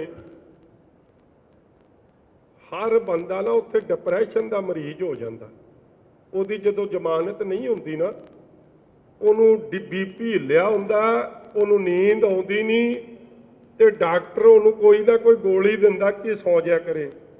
ਸਰ ਰਾਜੋਆਣਾ ਸਾਹਿਬ ਦੀ ਹੁਣ ਮੈਂ ਗੱਲ ਦੱਸ ਦਿਆਂ, ਚੜ੍ਹਦੀ ਕਲਾ ਵਾਲੀ ਗੱਲ। ਮੈਨੂੰ ਜੇਲ੍ਹ ਵਾਲੇ ਕਹਿੰਦੇ ਅਸੀਂ ਕਦੇ ਉਹਨੂੰ ਸੌਂਦਿਆਂ ਨਹੀਂ ਵੇਖਿਆ। 2:30 ਵਜੇ ਜਾਓ, 3 ਵਜੇ ਜਾਓ, ਸਰਦਾਰ ਰਾਜੋਆਣਾ ਰੋਜ਼ ਕੇਸ਼ਨੀ ਇਸ਼ਨਾਨ ਕਰਕੇ, ਛੋਟਾ ਜਿਹਾ ਗੁਰੂ ਗ੍ਰੰਥ ਸਾਹਿਬ ਮਹਾਰਾਜ ਜੀ ਦੇ ਛੋਟੇ ਸਰੂਪ, ਕਿਸੇ ਨੇ ਉਹਨਾਂ ਨੂੰ ਸੇਵਾ ਕੀਤੀ, ਰੋਜ਼ ਉਹਨਾਂ ਦੀ ਚੱਕੀ ਐ ਲਿਸ਼ਕਾ ਮਾਰਦੀ ਹੈ, ਸਾਰੇ ਬੂਟ ਬਾਹਰ ਲਾਉਂਦੇ ਆ, ਅੰਦਰ ਕੋਈ ਜਾ ਨਹੀਂ ਸਕਦਾ ਬਗਾਨਾ ਬੰਦਾ। ਚੈਕਿੰਗ ਵੇਲੇ ਕੋਈ ਚਲੇ ਜਾਵੇ, ਉਹ ਸਭ ਨੂੰ ਮਨਾਈ ਆ। ਅੰਦਰ ਰੋਜ਼ ਪ੍ਰਕਾਸ਼ ਗੁਰੂ ਸਾਹਿਬ ਦਾ ਪੰਜਾਂ ਬਾਣੀਆਂ ਦਾ ਪਾਠ ਸ਼ਾਮ ਨੂੰ ਸੁਖਾਸਨ ਸਾਹਿਬ ਔਰ ਸਹਿਜ ਪਾਠ ਸਾਰਾ ਸਾਲ ਹੀ ਚੱਲਦੇ ਰਹਿੰਦੇ। ਔਰ ਉੱਥੇ ਠੀਕ ਹੈ ਜਦੋਂ ਭੋਗ ਪਾਉਂਦੇ ਆ, ਕਿਉਂਕਿ ਖੁੱਲਾ ਜਿਹਾ ਕੰਮ ਰੱਖਿਆ, ਤੇ ਆਪਦੀ ਚੱਕੀ ਨੂੰ ਸਾਰੇ ਨੂੰ ਦੁੱਧ ਪਿਲਾਉਂਦੇ ਆ, ਕਿਉਂਕਿ ਕੜਾ ਪ੍ਰਸ਼ਾਦ ਉੱਤੇ ਕਿਹੜਾ ਕੋਈ ਲੋਹ ਦਾ ਸਿਸਟਮ ਉਹਨਾਂ ਦੀ ਚੱਕੀ ਦੇ ਨਾਲ। ਉਹ ਕਹਿੰਦੇ ਮੈਂ ਤਾਂ ਸਿੱਧੀ ਧੰਨੇ ਜੱਟ ਵਰਗੀ ਰੱਬ ਨੂੰ ਅਰਦਾਸ ਕਰਦਾ ਕਿ ਸੱਚੇ ਪਾਤਸ਼ਾਹ ਤੇਰਾ ਨਾਂ ਜਪਿਆ, ਕਿਰਪਾ ਕਰਦੀ ਅੱਜ ਸਾਰੀ ਆਪਦੀ ਬੈਰਕ ਨੂੰ ਉਸ ਨੂੰ ਉੱਥੇ ਲੰਗਰ ਛਕਾਉਂਦੇ ਤੇ ਦੁੱਧ ਛਕਾਉਂਦੇ। ਔਰ ਸਾਧ ਸੰਗਤ ਜੀ, ਆ ਪੰਜਵਾਂ ਮਣਕਾ ਹੈ ਨਾ ਜਿਹੜਾ ਇੱਥੇ ਕਈ ਮੈਨੂੰ ਮਿਲਦੇ ਆ, ਮੈਂ ਮਿਲਦਾ ਤੇ ਕੋਈ ਵਾਕਰ ਤੇ ਹੈ, ਕੋਈ ਕਿੱਥੇ ਆ, ਹੱਟ ਦੀ ਗੱਲ ਕਰਦਾ, ਹਿੰਮਤ ਦੀ ਗੱਲ ਕਰਦਾ, ਜਜ਼ਬੇ ਦੀ। ਜਿੱਥੇ ਗੁਰੂ ਪ੍ਰਤੀ ਸਤਿਕਾਰ ਏਡਾ, ਇੱਕ ਵੀ ਕੋਈ ਡਿਪਰੈਸ਼ਨ ਦੀ ਗੋਲੀ ਛੱਡੋ, ਕੋਈ ਨੇੜਦੀ ਨਹੀਂ ਟੱਪਦੀ, ਤੇ ਚਿਹਰੇ ਤੇ ਨੂਰ ਦੱਸਦਾ ਕਿ ਮਾਲਕ ਦੀ ਕਿੱਡੀ ਕਿਰਪਾ। ਔਰ ਦੂਜੀ ਗੱਲ, ਪੰਜਵਾਂ ਮਣਕਾ ਉਹਨਾਂ ਦਾ ਕੱਢਿਆ ਹੋਇਆ, ਤੇ ਸਰੀਰ ਕਰਕੇ ਵੇਖੋ ਨਾ, ਐ ਲੱਗਦਾ ਜਿਵੇਂ ਕੋਈ ਤਗੜੇ ਤੇ ਤਗੜੇ, ਮਤਲਬ ਸਾਡੇ ਵਰਗਿਆਂ ਦੇ ਸਰੀਰ ਖੜਕੇ ਪਏ ਆ। 250 ਡੰਡ ਲਾਉਣਾ, 3 ਘੰਟੇ ਸੈਰ ਕਰਨੀ। ਇੱਕ ਦਿਨ ਮੇਰੇ ਨਾਲ ਹੋ ਗਏ, ਕਹਿੰਦੇ ਮੇਰੇ ਨਾਲ ਡੰਡ ਲਾ, ਤੇ ਆਪਣੇ ਤਾਂ ਤੁਹਾਡੇ ਨਾਲ ਸੁੱਖ ਨਾਲ ਜਿੰਨੇ ਕਾਜੂ ਖਵਾਏ ਸੀ ਉਹ ਤਾਂ ਬੋਲ ਪਏ ਛੇਤੀ। ਮੈਂ ਕਰ ਫਿਰ ਮੈਨੂੰ ਉਹਨਾਂ ਨੇ ਫਿਰ ਮੈਂ ਵੇਖਿਆ ਬੰਦਾ ਅੰਦਰ ਰਹਿੰਦਾ ਡਾਕਟਰ ਬਣੇ ਪਏ ਇੱਥੇ। ਮੈਨੂੰ ਕਹਿੰਦੇ ਤੂੰ ਖਾਂਦਾ ਕੀ ਆ? ਮੈਂ ਆਪਦੀ ਕਹਾਣੀ 'ਚ ਦੱਸਣ ਲੱਗਿਆ। ਕਹਿੰਦਾ ਸਾਰਾ ਕੁਝ ਬੰਦ ਕਰ ਦੇ, ਇੰਨੇ ਵਜੇ ਓਟਸ ਖਾਇਆ ਕਰ, ਇੰਨੇ ਵਜੇ ਰੋਟੀ ਖਾਇਆ ਕਰ, ਇੰਨੇ ਵਜੇ ਫਲ ਖਾਇਆ ਕਰ। ਮਤਲਬ ਮੈਂ ਵੇਖਿਆ ਸਾਰੀ, ਔਰ ਰਿਜ਼ਲਟ ਮੈਂ ਦੱਸ ਦਿੰਦਾ ਉਹਦਾ ਨਿਕਲਿਆ ਕੀ। ਜਦੋਂ ਮੈਂ ਇੱਥੋਂ ਗਿਆ, ਮੇਰੀ ਸ਼ੂਗਰ ਵੀ ਵਧੀ ਹੋਈ ਸੀ, ਮੇਰਾ ਕੋਲੈਸਟਰੋਲ ਵੀ ਵੱਧ ਗਿਆ ਸੀ, ਬੀਪੀ ਵੀ ਥੋੜਾ ਠਾਂ ਹੁੰਦਾ। ਮਤਲਬ ਜਿੰਨਾ ਕੁਝ ਉਹ ਬਦਾਮ ਕਾਜੂ ਜਿਹੜੇ ਤੁਸੀਂ ਕਹਿ ਦਿੰਦੇ ਹੋ ਕੁਝ ਨਹੀਂ ਹੁੰਦਾ, ਛਕਲਾ ਨਾਲ ਹੀ ਦੇ ਦਿੰਦੇ ਹੋ ਠੰਡਾ, ਤੇ ਨਾਲ ਹੀ ਕਹਿੰਦੇ ਹੁਣ ਚਾਹ ਵੀ ਘੜਿੱਚ ਕਰਕੇ ਮਾਰ ਇਹਨੂੰ ਅੰਦਰ। ਇਹ ਜਿਹੜੀ ਠੰਡਾ ਚਾਹ ਤੇ ਕਾਜੂ ਬਦਾਮ ਭਾਵੇਂ ਕਰਦੇ ਤੇ ਤੁਸੀਂ ਸੇਵਾ ਹੀ ਹੈ, ਮਗਰ ਸਰੀਰ ਦੇ ਅੰਦਰ ਦੀ ਸੇਵਾ ਵੀ ਪੂਰੀ ਕਰ ਜਾਂਦਾ ਹੈ। ਔਰ ਉਹਦਾ ਰਿਜ਼ਲਟ ਇਹ ਨਿਕਲਿਆ ਕਿ ਜਿਹੜਾ ਮੇਰਾ ਡਾਕਟਰ ਗੋਲੀ ਦਵਾਈ ਖਵਾ ਨਹੀਂ ਸੈੱਟ ਕਰ ਸਕਦਾ ਸੀ ਕੰਮ, 5 ਮਹੀਨਿਆਂ 'ਚ ਮੇਰਾ ਸਾਰਾ ਹੀ ਕੰਮ ਰਾਜੋਆਣਾ ਸਾਹਿਬ ਨੇ ਸੈੱਟ ਕਰਤਾ। ਮਤਲਬ ਉਹ ਬੰਦੇ ਦਾ ਵੇਖੋ ਸਰੀਰਕ ਪੱਖੋਂ, ਧਾਰਮਿਕ ਪੱਖੋਂ। ਔਰ ਸਾਧ ਸੰਗਤ ਜੀ, ਉਦੋਂ ਮੇਰਾ ਰੋਣ ਨਿਕਲ ਗਿਆ। ਮੈਨੂੰ ਕਹਿੰਦੇ ਕਿ ਮੈਂ ਆਪਦੇ ਕੁਦਰਤੀ ਬੱਚਿਆਂ ਦੀ ਗੱਲ ਹੋ ਗਈ। ਮੈਨੂੰ ਕਹਿੰਦੇ ਤੇਰੇ ਬੱਚੇ ਨਹੀਂ ਮਿਲਣ ਆਏ। ਮੈਂ ਕਿਹਾ ਜੀ ਕੀ ਇੱਥੇ ਬੱਚਿਆਂ ਨੂੰ ਮਿਲਾਉਣਾ, ਬਾਹਰ ਜਾਵਾਂਗੇ ਮਿਲਾਂਗੇ। ਕਈ ਤੁਹਾਡੇ ਚੋਂ ਇਨਕਾਰ ਕਰਦੇ ਸੀ ਕਿ ਸਾਨੂੰ ਮਿਲਣ ਨਹੀਂ ਦਿੱਤਾ। ਮੈਂ ਤਾਂ ਭਾਗਵਾਨੇ ਨੂੰ ਵੀ ਨਹੀਂ ਮਿਲਿਆ। ਵੈਸੇ ਇਹ ਕੰਮ ਚੰਗਾ ਹੋ ਗਿਆ ਜਿਹੜਾ ਇਸ ਕੰਮ 'ਚ ਆ ਗਈ ਹੈ, ਨਹੀਂ ਤਾਂ ਅਸੀਂ ਤਾਂ ਮਜ਼ਾਕ ਕਰਦੇ ਹੁੰਦੇ ਸੀ। ਉਹ ਕਿੱਧਰ ਰਹੇ? ਪ੍ਰਭ ਦਿਆਲ ਨਹੀਂ, ਪ੍ਰਭ ਦਿਆਲ ਤਾਂ ਆਪ ਬਣਿਆ ਸੀ। ਉਹ ਦੂਜਾ ਚੇਅਰਮੈਨ ਗੁਰਵੇਲ ਕਿੱਧਰ ਗਿਆ? ਲੋਕੇ ਬਹਿ ਗਿਆ, ਉਹਨਾਂ ਨੂੰ ਪਤਾ ਮੈਂ ਉਹਦਾ ਨਾਮ ਲੈਣਾ ਹੈ। ਕਿੱਧਰ? ਇਹ ਵੀ ਮੇਰੇ, ਮੈਂ ਇਹਨਾਂ ਨੂੰ ਹੱਸਦਾ ਸੀ, ਹੁਣ ਮੈਂ ਇਹਨਾਂ ਵਰਗਾ ਹੋ ਗਿਆ। ਉਹ ਕਈ ਸਾਡੇ ਬੰਦਿਆਂ ਦੀ ਨਾ, ਮਤਲਬ ਧਰਮ ਪਤਨੀ, ਬਲਾਕ ਸੰਮਤੀ ਮੈਂਬਰ, ਜਾਂ ਉਹ ਸਰਪੰਚਨੀ, ਤੇ ਜਾਂ ਉਹ ਜ਼ਿਲ੍ਹਾ ਪਰਿਸ਼ਦ ਮੈਂਬਰ, ਤੇ ਅਸੀਂ ਤਾਂ ਵੋਟਾਂ ਤਾਂ ਉਹਨੂੰ ਪਈਆਂ, ਤੇ ਚੌਧਰੀ ਸਾਡੇ ਘੜਮ ਚੌਧਰੀ ਸਾਡੇ ਵਰਗੇ ਬਣ ਜਾਂਦੇ ਜੀ। ਤੇ ਮੈਂ ਗੁਰਵੇਲ ਨੂੰ ਹੱਸਿਆ ਕਰਨਾ, ਮੈਂ ਗੁਰਵੇਲ ਤੂੰ ਸਟੇਜ ਤੇ ਕਿੱਥੇ ਚੜੀ ਜਾਂਦਾ, ਭੈਣ ਬਣੀ ਆ ਤੂੰ, ਉੱਤਰ ਭਾਈ, ਤੇਰਾ ਕੋਈ ਕੰਮ ਨਹੀਂ, ਤੂੰ ਹੁਣ ਰੋਟੀਆਂ ਵੱਲ ਧਿਆਨ ਦਿਆ ਕਰ। ਉਹ ਕਿਤੇ ਚੱਕਰ ਚੱਲਦਾ ਮੇਰਾ ਵੀ ਨਾਲ ਹੀ ਚੱਲ ਪਿਆ। ਹੁਣ ਹੌਲੀ ਦੇਣੀ ਮੇਰੇ ਨੂੰ ਵੀ ਕੋਈ ਕਹਿ ਸਕਦਾ ਕਿ ਤੂੰ ਐਵੇਂ ਰੌਲਾ ਪੈਂਦਾ ਫਿਰਦਾ, ਜਿਹਨੂੰ ਵੋਟਾਂ ਪਾਈਆਂ ਉਹਨੂੰ ਤਾਂ ਬੁਲਾਇਆ ਕੋਈ ਨਹੀਂ। ਆ ਸਾਡੇ ਸਤਿਕਾਰਯੋਗ ਭੈਣ ਜੀ ਵੀ ਬੈਠੇ ਆ, ਉਹ ਕਿੱਥੇ ਆਪਣਾ ਕਿੱਥੇ ਨਹੀਂ ਆ ਬੈਠੇ ਜੀ, ਇੱਥੇ ਉਹ ਬੈਠਿਆ ਮਗਰ। ਕੋਈ ਫਿਕਰ ਨਾ ਕਰੋ ਦਿਲਬਾਗ ਸਾਹਿਬ, ਅਸੀਂ ਸਾਰੇ ਹੁਣ ਇੱਕੋ ਵੈਰਾਈਟੀ ਦੇ ਬੰਦੇ। ਮੈਂ ਜਿਨ੍ਹਾਂ ਨੂੰ ਹੱਸਦਾ ਸੀ, ਫਿਰ ਮੈਂ ਰਾਤ ਨੂੰ ਸੋਚਦਾ ਸੀ, ਮੈਂ ਰੱਬ ਨੇ ਲੱਗਦਾ ਇਹ ਮੇਰੇ ਜਿਹੜਾ ਮੈਂ ਟੀਚਰਾਂ ਕਰਦਾ ਸੀ ਮਾੜੀ ਮੋਟੀ, ਉਹ ਮੇਰੀ ਮੁਕਾਉਣੀ ਸੀ, ਉਹ ਵੀ ਮੁੱਕ ਗਈ। ਇਸ ਲਈ ਚਲੋ ਉਹ ਗੱਲਾਂ ਚਲੋ ਹਾਸੇ ਮਜ਼ਾਕ ਦੀਆਂ ਨੇ। ਮੇਰੀ ਵਾਈਫ, ਅੱਛਾ ਇਹਨੂੰ ਵੀ ਭੁਲੇਖਾ ਪੈ ਗਿਆ, ਕਹਿੰਦੀ ਬੜਾ ਇਕੱਠ ਹੁੰਦਾ ਸੀ ਜੀ, ਬੜਾ ਇਕੱਠ ਹੁੰਦਾ ਸੀ। ਕਹਿੰਦਾ ਧੀਆਂ ਭੈਣਾਂ ਇੰਨੀਆਂ ਪਹਿਲਾਂ ਨਹੀਂ ਆਈਆਂ, ਜੋਦੇ ਜਿਹੜਾ ਕਹਿੰਦਾ ਐਤਕੀ ਆਈਆਂ। ਮੈਂ ਆਪਦੇ ਮਨ 'ਚ ਸੋਚਾਂ ਕਿ ਜੇ ਮੈਨੂੰ ਇਕੱਲੇ ਬੰਦੇ ਹੀ ਵੋਟ ਪਾਉਂਦੇ ਫਿਰ ਤਾਂ ਰਹਿ ਜਾਣੀ ਸੀ ਅੱਧਾ ਹੀ ਕੰਮ, ਫਿਰ ਤਾਂ ਲਾਲੀ ਹੋਰੀ ਜਿੱਤਦੇ ਤੇ ਦਾਸ ਤਾਂ ਜਿੱਤਦਾ ਹੀ ਨਾ। ਮੈਂ ਇਹਨੂੰ ਆਖਿਆ, ਮੈਂ ਕਿਹਾ ਤੂੰ ਐਵੇਂ ਭੁਲੇਖੇ 'ਚ ਨਾ ਰਹਿ, ਇਹ ਵੋਟ ਇਹ ਤੇਰੇ ਕਰਕੇ ਨਿਕਲ ਕੇ ਆ ਗਏ। ਅਰਦਾਸਾਂ ਮੇਰੀਆਂ ਹੀ ਕਰਦੀਆਂ ਸੀ ਮੇਰੀਆਂ ਭੈਣਾਂ, ਇਹ ਅਰਦਾਸ ਬੇਨਤੀਆਂ ਦੁਆਵਾਂ ਮੈਨੂੰ ਹੀ ਦਿੰਦੀਆਂ, ਤਦੇ ਮੈਂ 23,000 ਤੇ ਮੈਂ ਵੀ ਜਿੱਤਦਾ ਸੀ। ਇਹ ਠੀਕ ਹੈ, ਤੂੰ 26 ਤੇ ਜਿੱਤ ਗਈ, ਤੈਨੂੰ ਲੱਗਦਾ ਸ਼ਾਇਦ ਇਹ ਵੋਟ ਹੀ ਨਹੀਂ ਪਾਉਂਦੀਆਂ ਸੀ ਇਹਨੂੰ।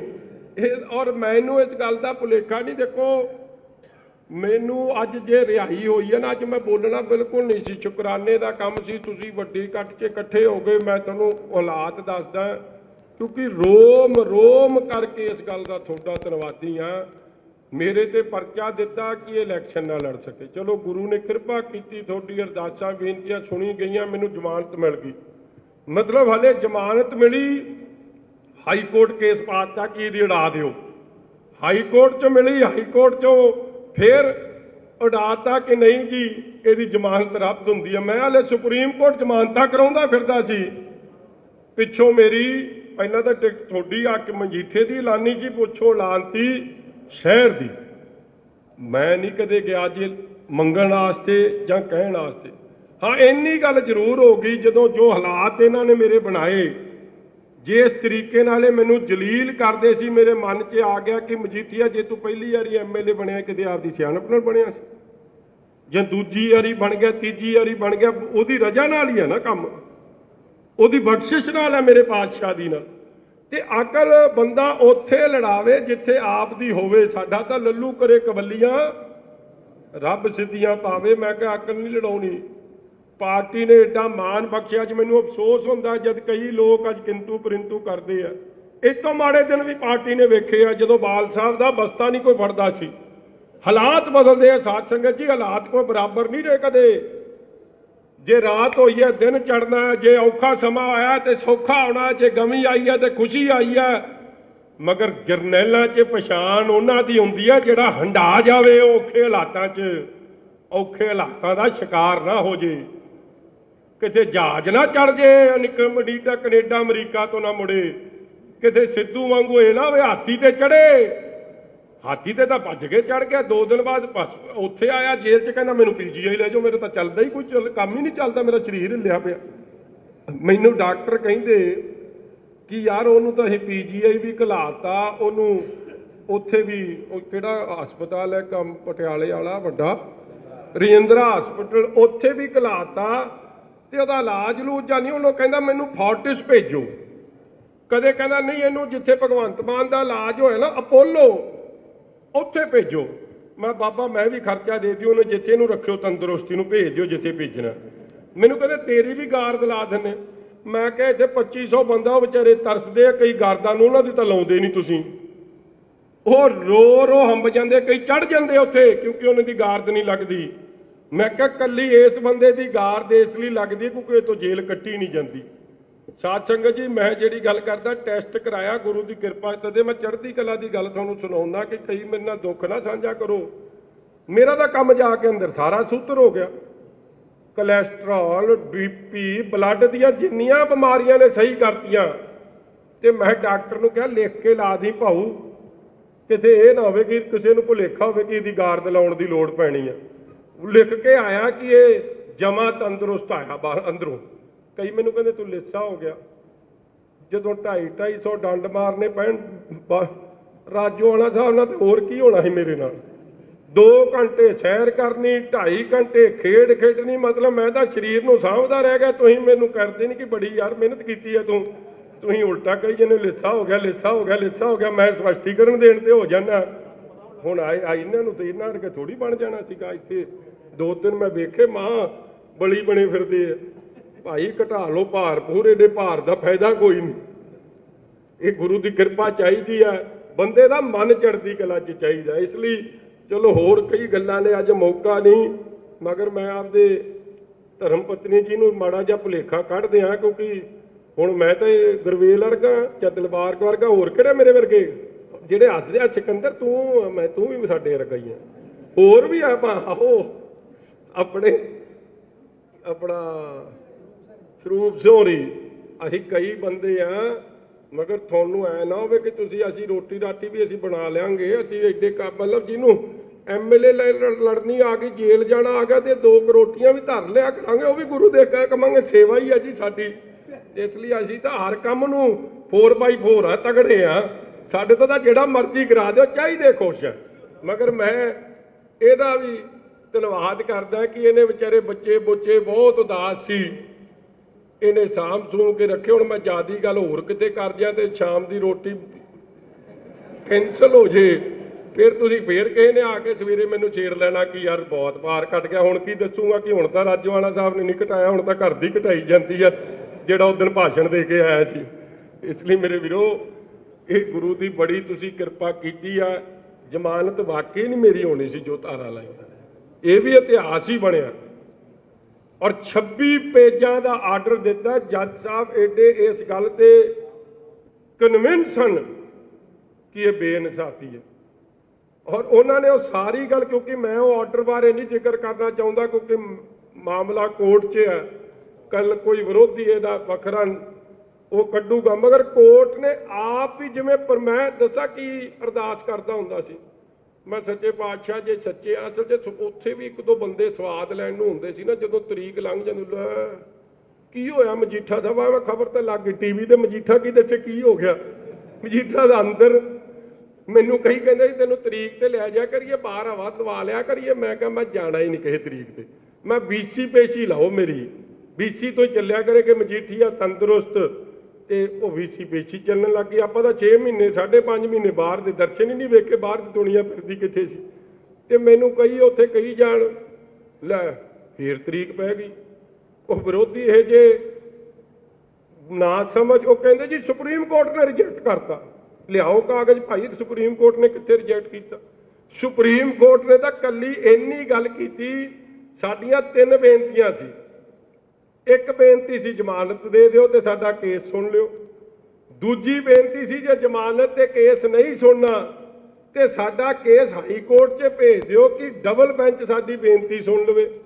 ਔਰ ਸਾਧ ਸੰਗਤ ਜੀ, ਸੁਪਰੀਮ ਕੋਰਟ ਨੇ ਇਹ ਕਿਹਾ ਕਿ ਸਾਡੇ ਕੋਲ ਤਾਂ ਜਦ ਮਰਜ਼ੀ ਆ ਜਾਓਗੇ, ਮਗਰ ਪਹਿਲਾਂ ਹਾਈ ਕੋਰਟ ਦਾ ਜਿਹੜਾ ਲੈਵਲ ਆ ਉਹਨੂੰ ਮੁਕਾ ਕੇ ਆਓ, ਸਿੱਧੇ ਨਾ ਆਓ ਸਾਡੇ ਕੋਲ। ਰਿਜੈਕਟ ਜੁਕਟ ਨਹੀਂ ਕੀਤੀ। ਔਰ ਮੈਂ ਵਿਰੋਧੀ ਦੱਸਦਾ, ਜਿਹੜੇ ਆਪ ਵਾਲੇ ਨੇ ਨਾ, ਝਾੜੂ ਵਾਲੇ, ਤੁਸੀਂ ਮਜੀਠੇ ਵਾਲੇ ਹੋ, ਮਾਂ ਸਿਆਣੇ ਹੋ, ਮੈਂ ਤੁਹਾਨੂੰ ਸੱਚੀ ਦੱਸਦਾ। ਤੁਹਾਨੂੰ ਮੈਂ ਕਾਂਗਰਸ ਵੇਲੇ ਕਿਹਾ ਸੀ ਨਾ ਕੱਖ ਨਹੀਂ ਵੱਟਿਆ ਜਾਣਾ, ਮਿਲ ਗਈ ਸੀ ਨਾ ਘਰ ਘਰ ਨੌਕਰੀ, ਹੋ ਗਏ ਸੀ ਨਾ ਕਰਜ਼ਾ ਮਾਫ ਸਾਰਿਆਂ ਦੇ। ਤੁਸੀਂ ਰਹੇ ਤਗੜੇ, ਤੁਸੀਂ ਉਸ ਚੋਰ ਮੋਰੀ ਨੂੰ ਸਮਝਿਆ। ਅੱਜ ਵੀ ਮੈਂ ਤੁਹਾਨੂੰ ਦੱਸ ਕੇ ਚੱਲਿਆ ਕਿ ਭੁਲੇਖੇ 'ਚ ਨਾ ਰਹਿ ਜਾਓ ਕਿ ਕਿਤੇ 92 ਸੀਟਾਂ ਵਾਲੇ ਆ ਗਏ, ਇਹਨਾਂ ਨੇ ਕੀ ਕਰ ਦੇਣਾ। ਇੱਕ ਦਿਨ ਮੈਂ ਹਰਪਾਲ ਸਿੰਘ ਚੀਮਾ ਸਾਹਿਬ ਦਾ ਵੇਖਦਾ, ਕਹਿੰਦਾ ਜੀ ਅਸੀਂ ਪੇਪਰ ਤੋਂ ਬਗੈਰ ਬਜਟ ਬਣਾਇਆ, 21 ਲੱਖ ਦੀ ਬਚਤ ਹੋ ਗਈ। ਮਹਾਰਾਜ ਚੀਮਾ ਸਾਹਿਬ 40 ਕਰੋੜ ਦਾ ਤਾਂ ਤੁਸੀਂ ਇਸ਼ਤਿਹਾਰ ਦੇਤਾ ਉਹ ਬਜਟ ਦਾ, ਸਾਰੇ ਸੂਬਿਆਂ 'ਚ ਹੀ ਦੇਤਾ, ਹਿਮਾਚਲ 'ਚ ਵੀ ਦੇਤਾ, ਕੇਰਲਾ 'ਚ ਵੀ ਦੇਤਾ, ਦਿੱਲੀ ਵੀ ਦੇਤਾ। ਦੱਸੋ ਪੰਜਾਬ ਦਾ ਬਜਟ ਤੇ ਇਸ਼ਤਿਹਾਰ ਕੇਰਲਾ ਤੇ ਕੇਰਲਾ ਵਾਲਿਆਂ ਨੂੰ ਮਿਲਣਾ ਇਸ ਪੰਜਾਬ ਦੇ ਬਜਟ 'ਚੋਂ ਕੁਝ। ਔਰ ਮੇਰੇ ਉੱਤੇ ਵਕੀਲ ਤੇ ਕਿੰਨਾ ਖਰਚਾ ਕੀਤਾ। ਇੱਕ ਦਿਨ ਦੀ ਪੇਸ਼ੀ ਦੱਸੋ ਕਿੰਨੇ ਦੀ ਪਈ ਸੀ, ਚੰਨੀ ਨੇ ਕਿੰਨੇ ਦਿੱਤੇ ਇੱਕ ਦਿਨ ਦੀ ਪੇਸ਼ੀ ਵਾਸਤੇ, ਹੈ ਕਿਸੇ ਨੂੰ ਪਤਾ ਜੀ? ਮਾੜਾ ਜਿਹਾ ਲਾ ਦਿਓ ਅੰਦਾਜ਼ਾ, ਤੁਸੀਂ ਤਾਂ ਬੜੇ ਦੂਰਅੰਦੇਸ਼ੀ ਆ। ਦੱਸੋ 25 ਲੱਖ ਰੁਪਏ ਦੇ ਨੇੜੇ ਤੇੜੇ। ਸੁਪਰੀਮ ਕੋਰਟ ਦਾ ਵਕੀਲ ਸੁਪਰੀਮ ਕੋਰਟ ਦਾ ਕੇਸ ਲੜੇ ਤਾਂ ਠੀਕ ਹੈ, ਹਾਈ ਕੋਰਟ 'ਚ ਉਹਨੂੰ ਲਿਆਉਂਦੇ ਸੀ ਚੰਨੀ ਦੀ ਸਰਕਾਰ ਤਰੀਕ ਭੁਗਤਾਉਣ ਲਈ, ਹੈਲੀਕਾਪਟਰ ਤੇ ਆਉਂਦਾ ਸੀ, 10 ਮਿੰਟ ਅੱਧਾ ਘੰਟਾ ਬਹਿਸ ਕਰਕੇ ਹੈਲੀਕਾਪਟਰ ਵਾਪਸ ਛੱਡਣ ਜਾਂਦਾ ਸੀ, ਉਦੋਂ ਖਜ਼ਾਨਾ ਭਰਿਆ ਸੀ। ਔਰ ਜਿਹੜੇ ਜਦੋਂ ਦੀ ਇਹ ਬਣੀ ਹੈ ਸਰਕਾਰ, ਇਹਨਾਂ ਨੇ ਵੀ ਹਾਈ ਕੋਰਟ ਦਾ ਕੇਸ, ਹਾਈ ਕੋਰਟ ਦੇ ਵਕੀਲ ਨੇ ਨਹੀਂ ਲੜਿਆ, ਸੁਪਰੀਮ ਕੋਰਟ ਤੋਂ 20 ਗਿਰੀ ਸਾਹਿਬ ਆਉਂਦੇ ਸੀ, ਉਹਨਾਂ ਨੂੰ ਵੀ 18-20 ਲੱਖ ਦਿੱਤਾ। ਮੈਂ ਕਹਿੰਦਾ ਤੁਸੀਂ ਅਮਰੀਕਾ ਤੋਂ ਲਿਆਓ, ਮੈਨੂੰ ਕੋਈ ਨਹੀਂ, ਮਗਰ ਉਹਦੇ ਪੈਸੇ ਤਾਂ ਆਪ ਦੀ ਸਰਕਾਰ ਆਪ ਦੇ ਦਿੰਦੀ, ਭਗਵੰਤ ਮਾਨ ਦੇ ਦਿੰਦਾ, ਜਾਂ ਉਹਨਾਂ ਦੇ ਕੇਜਰੀਵਾਲ ਸਾਹਿਬ ਦੇ ਦਿੰਦੇ। ਪੰਜਾਬ ਦੇ ਖਜ਼ਾਨੇ ਨੂੰ ਕਿਉਂ ਲਟਾਈ ਜਾਂਦੇ ਹੋ, ਜਿਹਨੂੰ ਤੁਸੀਂ ਕਹਿੰਦੇ ਹੋ ਕਿ ਪੈਸੇ ਨਹੀਂ? ਤੇ ਵਿਰੋਧੀਆਂ ਨੂੰ ਕੱਲਾ ਠੋਕਣ ਵਾਸਤੇ ਤਾਂ ਖਜ਼ਾਨਾ ਭਰ ਜਾਂਦਾ, ਲੋਕਾਂ ਨੂੰ ਸਹੂਲਤ ਦੇਣ ਵਾਸਤੇ ਉਦੋਂ ਖਜ਼ਾਨਾ ਖਾਲੀ ਹੋ ਜਾਂਦਾ, ਉੱਡ ਜਾਂਦਾ। ਇਹ ਜੀ ਪੋਲਿਟਿਕਸ ਚੱਲੀ। ਇਸ ਲਈ ਮੇਰੇ ਵੀਰੋ, ਗੱਲਾਂ ਤਾਂ ਚਲੋ ਕਈ ਨੇ, ਮਗਰ ਮੈਂ ਅਖੀਰਲੀ ਜਿਹੜੀ ਬੇਨਤੀ, ਤਾਂ ਤੁਹਾਡਾ ਧੰਨਵਾਦ ਜ਼ਰੂਰੀ ਸਮਝਦਾ ਸੀ। ਮੈਨੂੰ ਨਾ ਇੰਨੇ ਨਿਆਣੇ ਆ ਕੇ ਮਿਲੇ ਔਰ ਉਹਨਾਂ ਦੇ ਬਜ਼ੁਰਗ ਆ ਕੇ ਮਿਲੇ ਜਿੱਦਣ ਦਾ ਮੈਂ ਰਿਹਾਈ ਹੋਈ। ਔਰ ਮੈਨੂੰ ਇਸ ਗੱਲ ਦੀ ਪਤਾ ਵੀ, ਮੈਂ ਆਪਦੀ ਮਿਸਿਸ ਨੂੰ ਇਹ ਗੱਲ ਕਹਿਣਾ ਹੁੰਦਾ, ਮੈਂ ਕਿਹਾ ਕੱਢਦੀ ਇਹ ਭੁਲੇਖਾ ਕਿ ਰੱਬ ਨੇ ਸਾਡੀ ਸੁਣੀ। ਬਿਲਕੁਲ ਮੈਂ ਕਿਹਾ ਜ਼ਿੰਦਗੀ ਦਾ ਅੱਤ ਦਾ ਭੁਲੇਖਾ ਪੈ ਜੂ ਤੈਨੂੰ ਜੇ ਤੂੰ ਸਮਝੇਂਗੀ ਕਿ ਸ਼ਾਇਦ ਅਸੀਂ ਰੱਬ ਨੂੰ ਇਹ ਬੇਨਤੀ ਪ੍ਰਵਾਨ ਕਰਨੀ। ਮੈਂ ਕਿਹਾ ਬੇਨਤੀ ਇਹਨਾਂ ਸੱਜਣਾ ਦੀ ਹੋਈ ਹੈ ਪ੍ਰਵਾਨ, ਤੇਰੀ ਨਹੀਂ ਹੋਈ।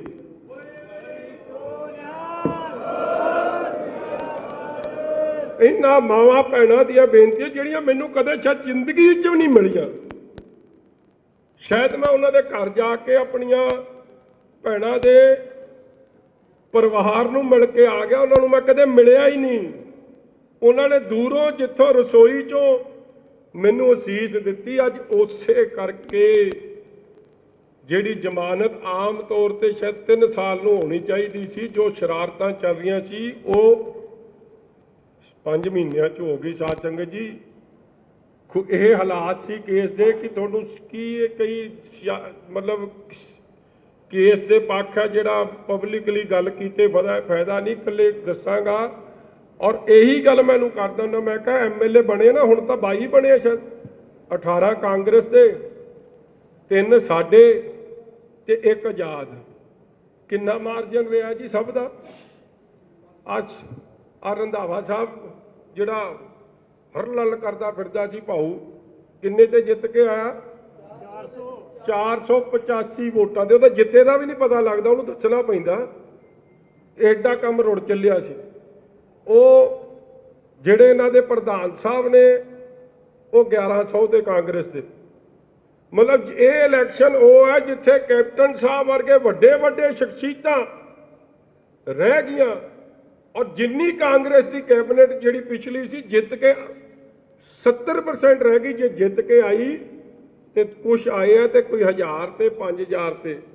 ਮੈਂ ਇਹਨੂੰ ਕਹਿਣਾ ਹੁੰਦਾ ਕਿ ਮੈਂ ਕਿਹਾ ਰੱਬ ਹੀ ਕੋਈ ਮਿਹਰ ਕਰੇ ਤੇ ਅਸੀਂ ਤੁਹਾਡਾ ਆਸਾਨ ਲਾ ਸਕਦੇ ਆ। ਰੋਮ ਰੋਮ ਕਰਕੇ ਵੀ ਧੰਨਵਾਦ ਕਰਾਂਗੇ ਤਾਂ ਵੀ ਨਹੀਂ ਤੁਹਾਡਾ ਆਸਾਨ ਕਦੇ ਲਾ ਸਕਦੇ।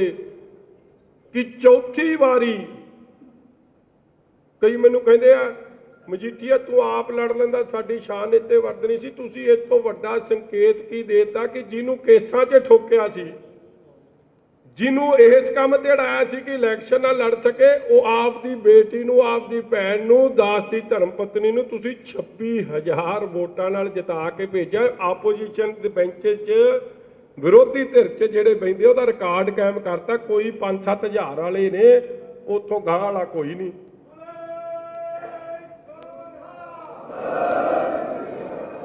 ਔਰ ਉਦੋਂ ਤਾਂ ਹਲੇ ਵਿਆਹ ਵੀ ਨਹੀਂ ਹੋਇਆ ਸੀ। ਮੈਂ ਦੱਸਦਾ ਇੱਥੋਂ ਹੀ ਸ਼ੁਰੂ ਹੋਈ ਸੀ ਮੇਰੀ ਜ਼ਿੰਦਗੀ ਸਿਆਸੀ। ਇੱਥੇ ਹੀ ਪ੍ਰੋਗਰਾਮ ਸੀ। ਮੈਨੂੰ ਯਾਦ ਹੈ ਜਿਹੜੀ ਗੱਲ ਸਿਆਲਕਾ ਜੀ ਨੇ ਕੁਝ ਕੀਤੀ ਥੋੜੀ ਜੀ। ਆ ਸਮਰਾ ਸਾਹਿਬ ਉਦੋਂ ਤਾਂ ਇਹ ਨਹੀਂ ਐਕਟਿਵ ਸੀ, ਇਹ ਤਾਂ ਹੁਣ ਬਜ਼ੁਰਗ ਹੁੰਦੇ ਜਾਂਦੇ। ਇਹ ਵੀ ਭਾਊ ਘੱਟ ਐਕਟਿਵ ਸੀ। ਉਹ ਤਾਂ ਬਜ਼ੁਰਗ ਬੰਦੇ ਸੀ। ਉਹ ਬੈਠੇ ਆ ਬਾਪੂ ਰਤਨ ਸਹੋਰੀ ਸੀ। ਆ ਕੁਛ ਸਾਡੇ ਬਜ਼ੁਰਗ ਨਹੀਂ ਰਹੇ ਇੱਥੇ। ਆ ਜਹੇਦਾਰ ਸਾਹਿਬ ਹੋ ਰਹੇ ਸਨ। ਕਈ ਇਹ ਜਿਹੇ ਬਜ਼ੁਰਗ ਸਨ ਜਦੋਂ ਮੈਂ ਪਹਿਲੀ ਵਾਰੀ ਆਇਆ ਸੀ। ਔਰ ਵੇਖੋ ਹਰ ਤਰੀਕੇ ਦੀ ਹਨੇਰੀ ਝੱਖੜ ਚੱਲੀ। ਕੇਜਰੀਵਾਲ ਸਾਹਿਬ ਨੇ ਇੱਥੇ ਪੈਰੇ ਲਾਏ ਮਗਰ ਇੱਥੋਂ ਲੋਕਾਂ ਨੇ ਸਾਥ ਨਹੀਂ ਛੱਡਿਆ। ਇਸ ਲਈ ਇਹਨਾਂ ਦੀ ਤਾਂ ਆਪਾਂ ਜਿੰਨੀ ਸੇਵਾ ਕਰ ਦਈਏ ਨਾ, ਰੱਬ ਸਾਂਭ ਲੂ ਸਾਡੇ ਨਿਆਣੇ। ਉਹਨੇ ਦਾਤ ਦਿੱਤੀ ਉਹ ਸਾਂਭੂ। ਮੈਂ ਕਹਿੰਦਾ ਆਪਾਂ ਇਹਨਾਂ ਦੇ ਨਾਲ ਦਿਨ ਰਾਤ ਹੋ ਕੇ ਵਿਚਰ ਜੀਏ, ਰੱਬ ਜ਼ਿੰਦਗੀ ਦੀਆਂ ਸਾਰੀਆਂ ਖੁਸ਼ੀਆਂ ਤੇਰੀਆਂ ਝੋਲੀਆਂ 'ਚ ਪਾ ਦੂੰ। ਮੈਂ ਤੈਨੂੰ ਅੱਜ ਦੱਸ ਕੇ ਚੱਲਿਆ। ਜਿਸ ਬੰਦੇ ਨੂੰ ਠੋਕਣ ਨੂੰ ਮਾਰਨ ਨੂੰ ਫਿਰਦੇ ਸੀ ਕਿ ਉਹ ਇਲੈਕਸ਼ਨ ਨਾਲ ਲੜ ਕੇ, ਇਹ ਵੀ ਮੈਂ ਕਹਿੰਦਾ ਇਹ ਆਪਦੀ ਕਿਤੇ, ਚਲੋ ਮੈਂ ਉਹਨਾਂ ਭੈਣਾਂ ਦਾ ਸਤਿਕਾਰ ਕਰਦਾ, ਮਗਰ ਇਹਨਾਂ ਤੇ ਕਿਸੇ ਦੀ ਹਿੰਮਤ ਨਹੀਂ ਪਈ ਕਿ ਆਪਦੀ ਘਰ ਦੀ ਨੂੰ ਲੜਾ ਲੈਂਦੇ, ਕਿਉਂਕਿ ਆਪ ਹੀ ਜਿੱਤਣ ਦੀ ਸਥਿਤੀ 'ਚ ਨਹੀਂ ਸੀ। ਇਹ ਇਹਨਾਂ ਦੀ ਹੈ ਜਿੱਤ, ਇਹ ਤੁਹਾਡੀ ਜਿੱਤ ਹੈ, ਤੁਹਾਡੀ ਅਰਦਾਸ ਹੈ, ਤੁਹਾਡੀ ਬੇਨਤੀ ਹੈ। ਮੇਰਾ ਤਾਂ ਵਿਆਹ ਵੀ ਨਹੀਂ ਹੁੰਦਾ ਸੀ। ਇਹ ਆਪਾਂ ਕਿਹੜਾ ਭੁੱਲੇ। ਮੈਨੂੰ ਕਈ ਕਹਿੰਦੇ ਹੁਣ ਤਾਂ ਤੂੰ ਰਹਿ ਜਾਣਾ ਕਿਸੇ ਕੰਮ। ਉਹ ਵੀ ਇਹਨਾਂ ਨੇ ਬੇਨਤੀ ਕੀਤੀ ਕਿ ਤੂੰ। ਇਸ ਲਈ ਮੇਰੀ ਤਾਂ ਜ਼ਿੰਦਗੀ ਦੇ ਸਾਰੇ ਕੰਮ 'ਚ ਇਹਨਾਂ ਦਾ ਹੀ ਯੋਗਦਾਨ ਆ। ਆਪਾਂ ਤਾਂ ਉਹ ਲੱਲੂ ਕਰੇ ਕਵੱਲੀਆਂ ਤੇ ਰੱਬ ਸਿੱਧੀਆਂ ਪਾਵੇ। ਇਸ ਲਈ ਇਹਨਾਂ ਦਾ ਬਹੁਤ ਕਿਵੇਂ ਯਾਰ ਤੁਹਾਡਾ ਧੰਨਵਾਦ ਕਰਾਂ। ਚਲੋ ਮੇਰੇ ਤੋਂ ਇਮੋਸ਼ਨਲ ਮੈਂ ਬੰਦਾ ਨਹੀਂ, ਮੈਂ ਚੜ੍ਹਦੀ ਕਲਾ ਵਾਲਾ ਬੰਦਾ।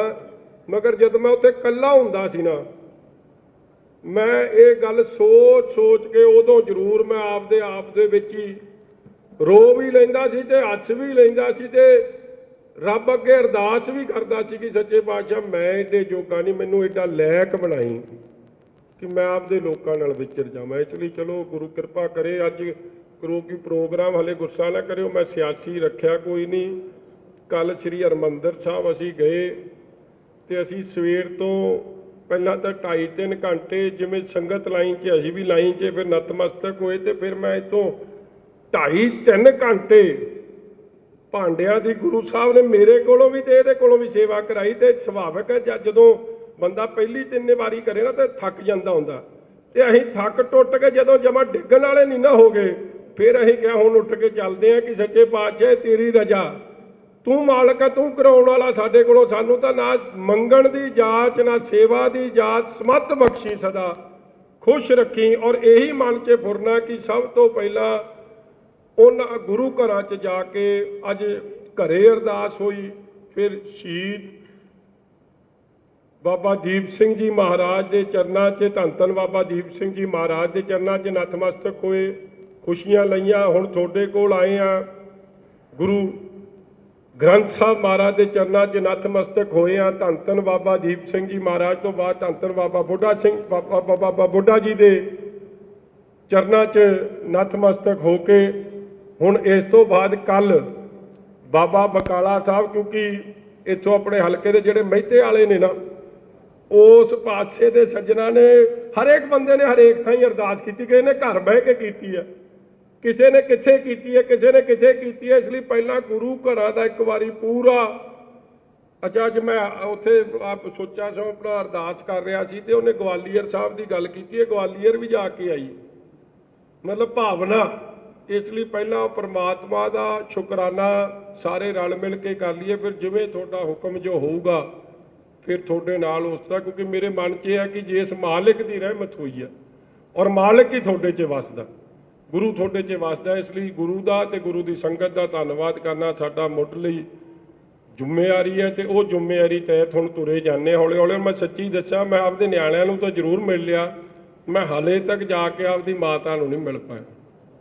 ਹਾਲੇ ਤੱਕ ਮੈਂ ਮਾਤਾ ਨੂੰ ਕਿਹਾ ਸੀ ਮੈਂ ਮੱਥਾ ਟੇਕ ਕੇ ਆਪਦੇ ਹਲਕੇ ਵਾਲਿਆਂ ਦਾ ਤੈਨੂੰ ਸ਼ੁਕਰਾਨਾ ਕਰਕੇ ਫੇਰ ਆਊਂ ਤੇਰੇ ਕੋਲ, ਕਿਉਂਕਿ ਉਹ ਤੁਰ ਫਿਰ ਨਹੀਂ ਸਕਦੇ, ਦਿੱਲੀ ਨੇ। ਇਹ ਤੋਂ ਬਾਅਦ ਕਿਉਂਕਿ ਵਿੱਚ ਮੇਰੀ ਤਰੀਕ ਵੀ, ਉਹ ਤੋਂ ਬਾਅਦ ਜਾ ਕੇ ਉਹਨਾਂ ਦਾ ਸ਼ੁਕਰਾਨਾ ਕਰਨਾ ਹੈ, ਧੰਨਵਾਦ ਕਰਨਾ, ਉਹਨਾਂ ਨੂੰ ਵੀ ਗੱਲ ਨਾਲ ਲਾਉਣਾ। ਮੇਰੀ ਜ਼ਿੰਮੇਵਾਰੀ ਮਾਂ-ਬਾਪ ਦੀ, ਜਿਵੇਂ ਬਾਪ ਦੀ ਜੋ ਜ਼ਿੰਮੇਵਾਰੀਆਂ ਨੇ ਉਹ ਤਾਂ ਹੈ ਹੀ, ਆਪਦੇ ਬਜ਼ੁਰਗ ਮਾਤਾ ਪਿਤਾ ਪ੍ਰਤੀ ਵੀ ਮੇਰੀ ਜ਼ਿੰਮੇਵਾਰੀ ਬਹੁਤ ਵੱਡੀ ਹੈ, ਕਿਉਂਕਿ ਬਜ਼ੁਰਗ 85 ਸਾਲ ਦੇ ਨੇ, ਮਾਤਾ ਜੀ 80 ਸਾਲ ਦੇ ਨੇ। ਇਸ ਲਈ ਉਹ ਜ਼ਿੰਮੇਵਾਰੀ ਵੀ ਨਿਭਾਉਣੀ ਇੱਕ ਨਿਆਣੇ ਦਾ ਫਰਜ਼ ਬਣਦਾ, ਉਹ ਵੀ ਹਲੇ ਜਾ ਕੇ ਨਿਭਾਉਣੀ ਹੈ। ਇਸ ਲਈ ਸਾਧ ਸੰਗਤ ਜੀ ਇੱਥੇ ਨਾ ਆਪਾਂ ਥੋੜਾ ਸਮਾਂ ਪੈ ਲੈਣ ਦਿਓ, ਜੇ ਤੁਸੀਂ ਸਹੀ ਸਮਝੋਗੇ ਮਹੀਨੇ ਕੁ ਨੂੰ ਅਖੰਡ ਪਾਠ ਸਾਹਿਬ ਕਰਾ ਕੇ, ਜੋ ਆਪਾਂ ਹਮੇਸ਼ਾ ਹੀ ਗੁਰੂ ਸਾਹਿਬ ਦਾ ਓਟ ਆਸਰਾ ਲੈ ਕੇ ਇਲੈਕਸ਼ਨ ਲੜਦੇ ਸਾਂ ਔਰ ਗੁਰੂ ਸਾਹਿਬ ਦਾ ਓਟ ਆਸਰਾ ਲੈ ਕੇ ਜਿੱਤਣ ਤੋਂ ਬਾਅਦ ਗੁਰੂ ਸਾਹਿਬ ਦਾ ਧੰਨਵਾਦ, ਬਾਬਾ ਬੁੱਢਾ ਜੀ ਦਾ ਧੰਨਵਾਦ ਕਰਦੇ ਸੀ। ਵਧੀਆ ਪ੍ਰੋਗਰਾਮ ਕਰਕੇ ਇੱਥੇ ਗੁਰੂ ਦੀ ਖੁਸ਼ੀਆਂ ਲੈਣ ਦਾ ਪ੍ਰੋਗਰਾਮ ਕਰਾਂਗੇ, ਸੇਵਾ ਕਰਾਂਗੇ ਰਲ ਮਿਲ ਕੇ ਵਧੀਆ, ਮਤਲਬ ਜਿਹਨੂੰ ਪ੍ਰਮਾਤਮਾ ਬਖਸ਼ਿਸ਼ ਕਰਦੇ, ਵਧੀਆ ਵੀ ਉਹਦੀ ਬਖਸ਼ਿਸ਼ ਨਾਲ ਹੀ ਹੈ। ਇਸ ਲਈ ਉਹ ਗੁਰੂ ਕਿਰਪਾ ਕਰੇ।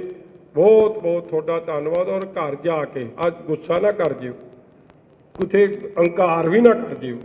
ਜੇ ਮੇਰੀ ਮੰਨਦੇ ਹੋ ਤੇ ਸਾਰਿਆਂ ਨੇ ਜਾ ਕੇ ਆਪਣੇ ਬੱਚਿਆਂ ਦਾ, ਧੀਆਂ ਭੈਣਾਂ ਦਾ, ਮੇਰੀਆਂ ਸਤਿਕਾਰਯੋਗ ਭੈਣਾਂ ਦਾ, ਆਪਣੀਆਂ ਮਾਵਾਂ ਦਾ ਧੰਨਵਾਦ ਜ਼ਰੂਰ ਮੇਰੇ ਕੋਲੋਂ। ਮੈਂ ਹੱਥ ਜੋੜ ਕੇ ਚਰਨ ਪੱਟ ਕੇ ਤੁਹਾਨੂੰ ਇਹ ਗੱਲ ਕਹਿਣਾ ਕਿ ਉਹਨਾਂ ਦੀ ਅਰਦਾਸਾਂ ਬੇਨਤੀਆਂ ਜੇ ਸਾਨੂੰ ਇੱਥੇ ਲਿਆਈ ਹੈ, ਉਹਨਾਂ ਦਾ ਧੰਨਵਾਦ ਜ਼ਰੂਰ ਕਰਿਓ। ਜਦ ਮੈਂ ਵੀ ਆਊਂਗਾ ਮੈਂ ਵੀ ਕਰਕੇ ਜਾਊਂਗਾ। ਬਹੁਤ ਬਹੁਤ ਤੁਹਾਡਾ ਧੰਨਵਾਦ। ਹੁਣ ਐਮਐਲਏ ਸਾਹਿਬ ਨੇ ਕੁਝ ਬੋਲਣਾ ਤਾਂ ਮੈਂ ਕਹਿ ਨਹੀਂ ਸਕਦਾ, ਦਾਸ ਤਾਂ ਹੁਣ ਅੱਜ ਤਾਂ ਟਿੱਪਣੀ ਆ, ਜਦੋਂ ਲੋੜ ਪਊਗੀ ਤੇ ਲਾ ਲਿਓ, ਨਹੀਂ ਤਾਂ 4 ਪਹੀਆਂ ਤੇ ਗੱਡੀ ਚੱਲ ਰਹੀ ਆ। ਜੇ ਬੋਲਣਾ ਤੇ ਤੁਸੀਂ ਬੋਲ ਲਓ ਜੀ, ਕਿਉਂਕਿ ਸਾਡਾ ਤਾਂ ਹੁਣ ਅਧਿਕਾਰ ਖੇਤਰ ਘਟ ਗਿਆ ਨਾ। ਕਿਤੇ ਕਹਿ ਦੇਵੇਂ ਕਿ ਐਵੇਂ ਬੋਲੀ ਜਾਂਦਾ ਐਮਐਲਏ ਤਾਂ ਮੈਂ, ਪਤਾ ਨਹੀਂ ਲੱਗਦਾ ਹੁੰਦਾ ਜੋਤਿਆ ਇੱਥੇ। ਇਸ ਲਈ ਤੁਸੀਂ ਵੀ ਬਚ ਕੇ ਰਹੋ, ਜਿਹੜੇ ਬਾਲੇ ਦੰਦ ਜੇ ਕੱਢਦੇ ਹੋ ਕਿਤੇ ਮੇਰੀ ਕਤਾਰ 'ਚ ਨਾ ਆ ਜਿਓ, ਬਚ ਕੇ ਰਿਹਾ ਕਰੋ, ਰੱਬ ਰੱਬ ਕਰਿਆ ਕਰੋ। ਵਾਹਿਗੁਰੂ ਜੀ ਕਾ ਖਾਲਸਾ, ਵਾਹਿਗੁਰੂ ਜੀ ਕੀ ਫਤਿਹ।